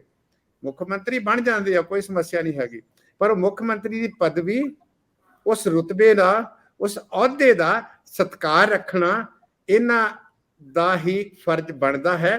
ਮੈਨੂੰ ਲੱਗਦਾ ਕਿ ਇਸ ਵੇਲੇ ਫਰਸਟ੍ਰੇਸ਼ਨ, ਡੈਸਪੀਰੇਸ਼ਨ, ਇਨਸਿਕਿਉਰਿਟੀ ਤੇ ਸ਼ਾਇਦ ਸਿਸਟਮ ਨੂੰ ਸੰਭਾਲਣ ਦੀ ਕਾਬਲੀਅਤ, ਇਹਨਾਂ ਦੀ ਆਪਣੀ ਕਾਬਲੀਅਤ ਦੇ ਉੱਤੇ ਹੀ ਇਹਨਾਂ ਨੂੰ ਕਿਸੇ ਕਿਸਮ ਦਾ ਕੋਈ ਜਾਪਦਾ ਤੌਖਲਾ ਜਿਹੜਾ ਵਾ ਉਹ ਹੋ ਰਿਹਾ ਵਾ, ਜਿਹਦੀ ਵਜ੍ਹਾ ਕਰਕੇ ਇਹ ਇਸ ਕਿਸਮ ਦਾ ਰਿਸਪੌਂਸ ਜਿਹੜਾ ਸਾਡੇ ਸਾਹਮਣੇ ਆ। ਸਰਦਾਰ ਹਰਮੀਤ ਸਿੰਘ ਜੀ, ਕਿਉਂਕਿ ਅਸੀਂ ਗੱਲ ਸੱਤਾ ਦੀ ਜੋੜ ਰਹੇ ਆ ਤੇ ਵਿਰੋਧੀ ਧਿਰ ਦੀ ਵੀ ਜੋੜਨੀ ਬਣਦੀ ਆ। ਪ੍ਰਤਾਪ ਸਿੰਘ ਬਾਜਵਾ, ਕੱਲ ਹੀ ਤਾਂ ਇਲੈਕਸ਼ਨ ਖਤਮ ਹੋਈ ਤੇ ਉਹ ਫਿਰ ਅੱਜ ਗਵਰਨਰ ਦੇ ਘਰ ਦੇ ਬਾਹਰਲੇ ਬੰਨੇ ਖੜੇ ਸੀ। ਉਂਝ ਵੈਸੇ ਗਵਰਨਰ ਤਾਕਤ, ਕਾਫੀ ਵੱਡੀ ਤਾਕਤ ਬਣਾ ਲਈ ਇਹਨਾਂ ਨੇ, ਹੋਰ ਕੋਈ ਰਸਤਾ ਬਚਦਾ ਨਹੀਂ, ਸਿੱਧਾ ਗਵਰਨਰ ਕੋਲ ਹੀ ਸ਼ਿਕਾਇਤ ਲੱਗਦੀ ਹੈ। ਕੀ ਸਰਕਾਰ ਨੂੰ ਇਹ ਮਿਲਣ ਲਈ ਵਫਦ ਦੇ ਰੂਪ ਚ ਗਏ? ਕੀ ਇਹਨਾਂ ਨੇ ਸਰਕਾਰ ਦੇ ਖਿਲਾਫ ਕੋਈ ਪ੍ਰੋਟੈਸਟ ਉਲੀਕਿਆ? ਤੁਹਾਨੂੰ ਲੱਗਦਾ ਹੈ ਕਿ ਜਿਸ ਤਰੀਕੇ ਨਾਲ ਐਕਸ਼ਨ ਰਿਐਕਸ਼ਨ ਹੋ ਰਹੇ ਆ, ਇਹ ਸਟੇਟ ਲੋਕਤੰਤਰੀ ਲੀਹਾਂ ਤੇ ਆ? ਅਸਲ ਦੇ ਵਿੱਚ ਮੈਨੂੰ ਇਹ ਲੱਗਦਾ ਕਿ ਅੱਜ ਕੱਲ ਪ੍ਰੈਸ ਨੋਟ ਤੇ ਬਾਈਟ ਪੱਤਰਕਾਰ ਪੋਲਿਟਿਕਸ ਚੱਲ ਪਈ। ਟੀਵੀ ਤੇ ਬਾਈਟ ਦਿਓ ਤੇ ਪ੍ਰੈਸ ਨੂੰ ਪ੍ਰੈਸ ਨੋਟ। ਸੌਖਾ ਜਿਹਾ ਕੰਮ ਹੈ, ਏਸੀ ਗੱਡੀ ਚੋਂ ਨਿਕਲੋ ਤੇ ਗਵਰਨਰ ਤੱਕ ਜਾਓ, ਬਾਹਰ ਲੱਗੇ ਹੁੰਦੇ ਨੇ 10 ਟੈਲੀਵਿਜ਼ਨ ਚੈਨਲ ਵਾਲੇ, ਤੇ ਉਹ ਤੇ ਬਾਈਟ ਦੇ ਦਿਓ, ਆਪਣੀ ਪੋਲਿਟਿਕਸ ਹੋ ਗਈ, ਇੰਨਾ ਹੀ ਹੋਊਗੀ। ਪੋਲਿਟਿਕਸ ਇੰਨੀ ਸਸਤੀ ਚੀਜ਼, ਜੇ ਸੌਖੀ ਚੀਜ਼ ਹੁੰਦੀ ਤਾਂ ਹੁਣ ਤੱਕ ਸਾਰੇ ਹੀ ਕਰੀ ਜਾਂਦੇ, ਹੋਰ ਵੀ ਆ ਕੇ ਇੱਧਰ ਉੱਧਰੋਂ ਕਰ ਲੈਂਦੇ। ਫਸੇ ਤਾਂ ਹੀ ਨੇ। ਪੋਲਿਟਿਕਸ ਤੁਹਾਡੀ એનર્ਜੀ ਚਾਹੁੰਦੀ ਹੈ, ਤੁਹਾਡਾ ਟਾਈਮ ਚਾਹੁੰਦੀ ਹੈ, ਤੁਹਾਨੂੰ ਔਖੇ ਵੀ ਕਰਨਾ ਚਾਹੁੰਦੀ ਹੈ ਉਹਨੇ, ਜਦੋਂ ਗੱਦੀ ਤੇ ਪਹੁੰਚਣ ਤੋਂ ਪਹਿਲਾਂ ਕੱਲਾ ਇੰਨਾ ਕੰਮ ਨਹੀਂ ਹੁੰਦਾ ਕਿ ਤੁਸੀਂ ਇਹ ਕਰਦੇ ਹੋ। ਹੂੰ ਸਾਰੀਆਂ ਪਾਰਟੀਆਂ ਦਾ ਮਿਜਾਜ ਹੀ ਬਦਲ ਗਿਆ, ਕੱਲੀ ਇੱਕ ਪਾਰਟੀ ਦਾ ਕੁਐਸਚਨ ਨਹੀਂ ਹੈ। ਉਹ ਕਹਿੰਦੇ ਮੰਗ ਪੱਤਰ ਜਾਂ ਦਿਓ, ਇਹ ਟ੍ਰੇਡ ਯੂਨੀਅਨਾਂ ਦਾ ਕੰਮ ਹੈ। ਕਿਸੇ ਮਾੜਾ ਮੋਟਾ ਕੰਮ ਨਾ ਕਿਸੇ ਨੂੰ ਵੀ ਮੰਗ ਪੱਤਰ ਦੇ ਦਿਓ, ਚਲੋ ਗੱਲ ਕੀਤੀ ਜਾਊ। ਸਾਡੀ ਪੋਲੀਟੀਕਲ ਧਿਰਾਂ ਦਾ ਇਹ ਕਿੱਡਾ ਕੁ ਵੱਡਾ ਕੰਮ ਹੈ, ਤੁਸੀਂ ਇਹ ਕਿਉਂ ਨਹੀਂ ਕਰਦੇ? ਇਹੀ ਬਿਆਨ ਪ੍ਰੈਸ ਕਾਨਫਰੰਸ ਕਰਕੇ ਵੀ ਪ੍ਰਤਾਪ ਬਾਜਵਾ ਦੇ ਸਕਦੇ ਨਾ। ਗਵਰਨਰ ਤੇ ਜਾਣ ਦੀ ਕੀ ਲੋੜ ਹੈ? ਗਵਰਨਰ ਥੋੜੀ ਆਰਡਰ ਕਰ ਸਕਦੇ ਨੇ ਕਿ ਆਹ ਗੱਲ ਕਰੋ, ਸਿਕਿਉਰਿਟੀ ਉਹਦੀ ਚਾਹੀਦੀ ਹੈ ਜੀ। ਕਿ ਸੁਖਪਾਲ ਸਿੰਘ ਖਹਿਰਾ ਸਾਡੇ ਲੀਡਰ ਨੇ, ਉਹਨਾਂ ਨੇ ਕੋਈ ਗਲਤ ਗੱਲ ਨਹੀਂ ਕੀਤੀ। ਜੇ ਕਟਾਰੂ ਚੱਕ ਬਾਰੇ ਕਿਹਾ ਤੇ ਉਹਨਾਂ ਨੇ ਵਾਜਿਬ ਕਿਹਾ, ਤੁਹਾਡੇ ਸਾਹਮਣੇ ਹੈ, ਹਕੀਕਤ ਆ ਗਈ। ਜੇ ਉਹਨਾਂ ਨੂੰ ਕੁਝ ਹੋ ਗਿਆ ਤੇ ਅਸੀਂ ਪੰਜਾਬ ਦੇ ਵਿੱਚ ਇਹ ਗੱਲ, ਪੋਲਿਟਿਕਸ ਕਿਵੇਂ ਹੁੰਦੀ ਹੈ। ਹਾਲਾਂਕਿ ਪ੍ਰਕਾਸ਼ ਸਿੰਘ ਬਾਦਲ ਹੋਣੀ ਕਰਪਸ਼ਨ ਕੇਸ ਚ ਅੰਦਰ ਜਾ ਰਹੇ ਸੀ। ਰੋਪੜ ਤੋਂ ਜਥੇਦਾਰ ਗੁਰਚਰਨ ਸਿੰਘ ਟੌੜਾ ਨਾਲ ਬੈਠ ਗਏ, ਉਹਨਾਂ ਦੇ ਜੇਲ੍ਹ ਤੱਕ ਨਾਲ ਗਏ ਗੱਡੀ ਦੇ ਵਿੱਚ, ਉੱਥੇ ਤੱਕ ਕਰਕੇ ਬਾਹਰ ਗੇੜਾ ਦੇ ਕੇ ਬਾਹਰ ਖੜ ਕੇ ਪਟਿਆਲੇ ਦੀ ਜੇਲ੍ਹ ਦੇ ਬਾਹਰ ਲਗਭਗ 500-700 ਅਕਾਲੀ ਤੇ ਉਹ ਬਿਆਨ ਦਿੰਦੇ ਨੇ ਕਿ ਮੋਤੀ ਮਹਿਲ ਦੀ ਇੱਟ ਨਾਲ ਇੱਟ ਖੜਕਾ ਦੇਣਗੇ ਜੇ ਅਕਾਲੀ ਦਲ ਨਾਲ ਪੰਗਾ ਜਾਰੀ ਰੱਖਿਆ ਸਰਕਾਰ ਨੇ। ਉਹ ਛਪਦੀ ਹੈ ਹੈਡਲਾਈਨ। ਤੇ ਉਦੋਂ ਬਾਅਦ ਉਹਨੇ ਕਿਹਾ ਸਾਰਿਆਂ ਨੂੰ ਇੱਥੇ ਬੁਲਾ ਕੇ, ਜਿਹੜੇ ਅਕਾਲੀ ਡਰਦੇ ਵੀ ਸੀ ਵੀ ਸਾਡੀ ਵਾਰੀ, ਹੁਣ ਸਾਡੀ ਵਾਰੀ, ਉਦੋਂ ਤਾਂ ਸਾਰੇ ਡਰਨ ਲੱਗੇ ਸੀ, ਕੋਈ ਸਾਹਮਣੇ ਨਹੀਂ ਸੀ ਆ ਰਿਹਾ ਜਦੋਂ ਫੀਤਾ ਚੱਕੀ ਵਿਜੀਲੈਂਸ ਫਿਰਦੀ ਸੀ। ਉਹਨੇ ਕਿਹਾ ਮੈਨੂੰ ਤਾਂ ਕੁਝ ਨਹੀਂ ਕਹਿਣਾ, ਉਹਨੇ ਤੁਹਾਨੂੰ ਪਤਾ ਹੈ ਇਹ ਕੱਲੇ ਕੱਲੇ ਦੀ ਵਾਰੀ ਹੈ। ਰੌਲਾ ਹੁਣ ਬਾਦਲ ਦਾ ਨਹੀਂ ਹੈ, ਰੌਲਾ ਅਕਾਲੀ ਦਲ ਦਾ ਹੈ, ਕਿਉਂਕਿ ਉਹ ਅਕਾਲੀ ਦਲ ਦਾ ਵੀ ਪ੍ਰਧਾਨ ਹੈ। ਇਹ ਦੇਖ ਲਓ, ਚੁੱਪ ਕਰਕੇ ਜਾਂ ਤਾਂ ਬੰਦੇ ਦੇ ਪੁੱਤ ਬਣ ਕੇ ਬੰਦੇ ਇਕੱਠੇ ਕਰੋ, ਚੁੱਪ ਚਾਪ ਛੱਡੋ, ਜਥੇ ਪਟਿਆਲਾ ਜੇਲ੍ਹ ਚ ਲੈ ਕੇ ਜਾਓ, ਜੇਲ੍ਹ ਦੇ ਬਾਹਰ ਡੇਲੀ ਮੋਰਚਾ ਲਾਓ, ਨਹੀਂ ਕੁਝ ਨਹੀਂ ਬਣਨਾ। ਇਹ ਪੋਲੀਟੀਕਲ ਚੇਂਜ ਦਾ ਕੁਐਸਚਨ ਹੁੰਦਾ। ਹੁਣ ਕੋਈ ਪੰਜਾਬ ਚ ਇਹੋ ਜਿਹਾ ਲੀਡਰ ਅਕਾਲੀ ਦਲ ਦਾ, ਕੋਈ ਲੀਡਰ ਇਹੋ ਜਿਹਾ ਕਾਂਗਰਸ ਦਾ, ਕੋਈ ਕਿਸੇ ਹੋਰ ਪਾਰਟੀ ਦਾ ਨਜ਼ਰ ਆ ਰਿਹਾ ਜਿਹੜਾ ਇਹ ਸੱਦਾ ਦਿੰਦਾ ਹੋਵੇ ਕਿ ਆਪਾਂ ਇਸ ਤਰੀਕੇ ਦੀ ਗੱਲ ਕਰਦੇ ਆ? ਤੁਸੀਂ ਉਹ ਪੋਲਿਟਿਕਸ ਦਾ ਜਿਹੜੀ ਸੜਕ ਦੀ ਪੋਲਿਟਿਕਸ ਹੈ ਨਾ, ਉਹ ਬਿਲਕੁਲ ਸਾਈਡਲਾਈਨ ਕਰਤੀ। ਕਿ ਇਸੇ ਚ ਉਹ ਗੱਲ ਆਉਂਦੀ ਸੀ ਜਦੋਂ ਕਾਂਗਰਸ ਅਕਾਲੀਆਂ ਦਾ ਪੱਠਾ ਕਿਉਂ ਬੈਠਿਆ, ਉਹ ਕਹਿੰਦੇ ਵੀ ਇੱਕ ਵਾਰ ਇਹ, ਇੱਕ ਵਾਰ ਮੈਂ, ਇੱਕ ਵਾਰ ਇਹ, ਇੱਕ ਵਾਰ ਮੈਂ। ਲੋਕ ਕਹਿੰਦੇ ਚਲੋ ਤੁਸੀਂ ਐਵੇਂ ਹੀ ਕਰੋ, ਤੁਹਾਨੂੰ ਦੇਣਾ ਵੀ ਇੱਕ ਵਾਰ ਦਾ ਜਿਹੜਾ ਸੌਦਾ। ਅਗਲੇ ਨੇ ਤੀਜਾ ਚੌਥਾ ਲਿਆਂਦਾ, ਅਗਲਾ ਕਹਿੰਦਾ ਚਲੋ ਕੋਈ ਨਹੀਂ, ਹੋਰ ਦੇਖ ਲੈਂਦੇ ਅਸੀਂ, ਤੁਸੀਂ ਆਪੋ ਆਪਣਾ ਕਰੋ, ਉੱਤਰ ਕਾਟੋ ਮੈਂ ਚੜੇ ਵਾਲੇ। ਇਹ ਜਿਹੜਾ ਇੱਕ ਤਰੀਕਾਕਾਰ ਹੈ। ਔਰ ਤੁਸੀਂ ਦੇਖੋ ਇੱਕ ਹੋਰ ਗੱਲ ਹੈ ਕਾਂਗਰਸ ਦੇ ਵਿੱਚ ਵੀ, ਜਦੋਂ ਭਾਰਤ ਭੂਸ਼ਣ ਆਸੂ ਨੂੰ ਫੜਨ ਗਈ ਹੈ ਵਿਜੀਲੈਂਸ, ਉਦੋਂ ਤਾਂ ਕਾਂਗਰਸੀ ਰੌਲਾ ਪਾ ਲਿਆ, ਧਰਨਾ ਵੀ ਮੂਹਰੇ, ਨਾਲੇ ਐਡਾ ਕਰਪਸ਼ਨ ਦਾ ਕੇਸ ਸੀ। ਖਹਿਰੇ ਦੇ ਤਾਂ ਕਰਪਸ਼ਨ ਦਾ ਕੇਸ ਵੀ ਨਹੀਂ ਹੈ। ਇਹ ਤਾਂ ਬਿਲਕੁਲ ਇੱਕ ਵਾਜਬ ਵੈਸੇ ਹੈ ਨਾ, ਜ਼ਬਰਦਸਤੀ ਤੁਸੀਂ ਧਾਰਾ ਜੋੜ ਰਹੇ ਹੋ। ਤੇ ਬਾਕੀ ਇਹ ਕਿਉਂ ਨਹੀਂ ਕਹਿੰਦੇ ਵੀ ਅਸੀਂ 100 ਬੰਦਾ ਆਓ, ਇੱਥੇ ਕਾਂਗਰਸ ਬੈਠਾ। ਜਦੋਂ ਆਸੂ ਬਾਰੇ ਵਿਜੀਲੈਂਸ ਬਾਰ ਅੱਗੇ ਸੀ, ਸਾਰੇ ਲੀਡਰ ਇਕੱਠੇ ਹੋ ਕੇ ਗਏ ਨਾ ਵੀ ਆਜੋ ਜੀ ਫੜ ਲਓ ਜਿਹਨੇ ਫੜਨਾ। ਇਹ ਠੀਕ ਹੈ, ਉਹਨਾਂ ਨੇ ਸ਼ਾਮ ਨੂੰ ਹੀ ਫੜ ਲਿਆ, ਉਹ ਅਲੱਗ ਗੱਲ ਹੈ। ਤੁਸੀਂ ਖਹਿਰੇ ਦੇ ਨਾਲ ਇਕੱਠ ਕਰਕੇ ਕਿਉਂ ਨਹੀਂ ਜਾ ਸਕਦੇ ਸਾਹਮਣੇ ਸਰਕਾਰ ਨੂੰ, ਚੀਫ ਮਿਨਿਸਟਰ ਦਫ਼ਤਰ ਵੱਲ ਮੁਜ਼ਾਹਰਾ ਕਰਕੇ ਕਿ ਜਿੰਨਿਆਂ ਨੂੰ ਫੜਨਾ ਫੜੋ? ਗਵਰਨਰ ਦੇ ਕਿਉਂ ਜਾ ਰਹੇ ਹੋ? ਸਿੱਧਾ ਟੱਕਰ ਉਸ ਗੱਲ ਨਾਲ ਲਾਓ ਨਾ। ਗਵਰਨਰ ਚੀਫ ਮਿਨਿਸਟਰ ਹਾਊਸ ਵੱਲ ਕਿਉਂ ਨਹੀਂ ਪ੍ਰੋਟੈਸਟ ਹੋ ਸਕਦਾ? ਇਸ ਲਈ ਉਹ ਜਿਹੜਾ ਇੱਕ ਪ੍ਰੋਟੈਸਟ ਹੈ, ਮੈਨੂੰ ਲੱਗਦਾ ਅਸੀਂ ਪੋਲੀਟੀਕਲੀ ਕਰੈਕਟ ਲੈਣਾ ਚਾਹੁੰਦੇ ਆ। ਅਸੀਂ ਚਾਹੁੰਦੇ ਆ ਕਿ ਅਸੀਂ ਦੇਖੋ ਗੱਲ ਤਾਂ ਨਿੰਦਾ ਤਾਂ ਕੀਤੀ ਸੀ, ਪਰ ਹੁਣ ਕੀ ਕਰੀਏ, ਸਰਕਾਰ ਦੀ ਜਾਤੀ ਹੈ, ਪਰ ਅਸੀਂ ਉਦੋਂ ਜ਼ਿਆਦਾ ਕਰਨ ਜੋਗੇ ਹੈ ਨਹੀਂ ਹੈ। ਅਜੇ ਵੀ ਇਹਨਾਂ ਕੋਲ ਇੰਨਾ ਕੇਡਰ ਹੈ, ਐਡੀਆਂ ਪਾਰਟੀਆਂ ਨੇ। ਜਦੋਂ ਸੈਨਾਪਤੀ ਡਿਮੋਰਲਾਈਜ਼ ਹੋਏ, ਉਹਦੇ ਚ ਅਗਵਾਈ ਕਰਨ ਦੀ ਸਮਰੱਥਾ ਨਾ ਹੋਏ ਤਾਂ ਕੇਡਰ ਨਹੀਂ ਲੜਦਾ ਹੁੰਦਾ। ਇਸ ਲਈ ਜਦ ਸੈਨਾਪਤੀ ਮਰ ਜਾਂਦਾ ਨਾ ਜੰਗ ਚ, ਕੇਡਰ ਭੱਜ ਜਾਂਦਾ, ਬਾਕੀ ਦੀ ਫੌਜ ਭੱਜ ਜਾਂਦੀ ਹੈ। ਇਹ ਸੈਨਾਪਤੀ ਦਾ ਰੋਲ ਹੈ ਸਾਡੀਆਂ ਪੋਲੀਟੀਕਲ ਪਾਰਟੀਆਂ ਚ ਇਸ ਸਮੇਂ। ਕੇਡਰ ਇਸ ਲਈ ਲੜਾਈ ਨਹੀਂ ਲੜਨ ਜੋਗਾ ਕਿਉਂਕਿ ਸੈਨਾਪਤੀ ਲੜਾਈ ਲੜਨ ਜੋਗੇ ਨਹੀਂ ਬਚੇ। ਬਿਲਕੁਲ। ਔਰ ਇੱਕ ਪ੍ਰੋਫੈਸਰ ਸਾਹਿਬ ਹੋਰ ਵੀ ਇਹਦਾ ਕੋਣ ਹੈ ਕਿ ਕਾਂਗਰਸ ਵੰਡਿਆ ਹੋਇਆ ਘਰ ਆ। ਅੱਜ ਪ੍ਰਤਾਪ ਸਿੰਘ ਬਾਜਵਾ ਇਕੱਲੇ ਕਿਉਂ ਸੀ? ਉਹਨਾਂ ਨਾਲ ਰਾਜਾ ਵੜਿੰਗ ਜਾਂ ਉਹਨਾਂ ਨਾਲ ਨਵਜੋਤ ਸਿੰਘ ਸਿੱਧੂ ਜਾਂ ਬਾਕੀ ਲੀਡਰਸ਼ਿਪ ਕਿਉਂ ਨਹੀਂ ਗਈ? ਲੇਕਿਨ ਮੈਂ ਤੁਹਾਡੇ ਤੋਂ ਪ੍ਰਤਾਪ ਸਿੰਘ ਬਾਜਵਾ ਵਾਲੀ ਗੱਲ ਤੇ ਜ਼ਰੂਰ ਐਕਸ਼ਨ ਲੈਣਾ ਚਾਹੁੰਦਾ। ਇੱਕ ਪਾਸੇ ਅਸੀਂ ਕਹਿੰਦੇ ਆ ਕਿ ਸੰਘੀ ਢਾਂਚਾ ਮਜ਼ਬੂਤ ਹੋਣਾ ਚਾਹੀਦਾ, ਸੱਤਾ ਦਾ ਵਿਕੇਂਦਰੀਕਰਨ ਹੋਣਾ ਚਾਹੀਦਾ, ਇੱਕ ਮੁੱਠੀ 'ਚ ਨਾ ਹੋਵੇ ਇਹ ਗਵਰਨਰ ਕੌਣ ਹੁੰਦਾ ਹੈ। ਲੇਕਿਨ ਅਸੀਂ ਆਪ ਹੀ ਉਹਨਾਂ ਸੰਸਥਾਵਾਂ ਨੂੰ ਮਜ਼ਬੂਤ ਕਰਨ ਲਈ ਉਹਨਾਂ ਦੇ ਨਾਲ ਖੜੇ ਹੋ ਜਾਂਦੇ ਆ। ਕੀ ਕਹਿੰਦੇ? ਮੈਨੂੰ ਲੱਗਦਾ ਕਿ ਜੇ ਆਪਣਾ ਲੀਡਰ ਨੂੰ ਇਹ ਇੰਡੀਵਿਜੂਅਲ ਨੂੰ ਡਿਸਕਸ ਕਰਨਾ ਬਣਦਾ ਨਹੀਂ ਹੈ, ਪਰ ਮੈਂ ਤੁਹਾਨੂੰ ਯਾਦ ਕਰਾਉਣਾ ਕਿ ਜਦੋਂ ਰਾਹੁਲ ਗਾਂਧੀ ਪੰਜਾਬ ਦੀ ਫੇਰੀ ਦੇ ਉੱਤੇ ਸੀਗੇ ਤੇ ਪ੍ਰਤਾਪ ਸਿੰਘ ਬਾਜਵਾ ਨੇ ਇੱਕ ਸਟੇਟਮੈਂਟ ਦੇ ਦਿੱਤੀ ਕਿ ਅਗਲੀ ਵਾਰ ਜਦੋਂ ਸਰਕਾਰ ਬਣੂਗੀ ਤੁਸੀਂ ਪ੍ਰਧਾਨ ਮੰਤਰੀ ਬਣਿਓ, ਇਹ ਨਾ ਹੋਇਓ ਕੋਈ ਇੱਧਰ ਉੱਧਰੋਂ ਫੜ ਕੇ ਬਣਾ ਦਿਓ। ਇਹ ਪ੍ਰਤਾਪ ਸਿੰਘ ਬਾਜਵਾ ਜਿਹੜੇ leader of the opposition party ਤੇ ਲੀਡਰ ਆ। ਤੁਸੀਂ ਦੇਖੋ ਕਿ ਰਿਐਲਿਟੀ ਦੇ ਵਿੱਚ ਤੇ ਇਹਨਾਂ ਦੀ ਸਮਝ ਦੇ ਵਿੱਚ ਕਿੰਨਾ ਫਰਕ ਵਾ। ਮੈਂ ਉਹੀ ਗੱਲ ਲਾਰਜਰ ਦੈਨ ਸਾਈਜ਼ ਵਾਲਾ ਕੰਮ ਹੈਗਾ ਕਿ ਪੋਲੀਟੀਕਲ ਮੈਚਿਓਰਿਟੀ ਦਾ ਲੈਵਲ। ਅੱਜ ਤੱਕ ਖਾਧੀਆਂ ਇਹਨਾਂ ਨੇ ਚੋਪੜੀਆਂ ਤੇ ਜਿਹੜੀਆਂ ਕਹਿੰਦੀਆਂ ਨੇ ਬਣੀਆਂ ਬਣਾਈਆਂ ਰੋਟੀਆਂ ਖਾਧੀਆਂ।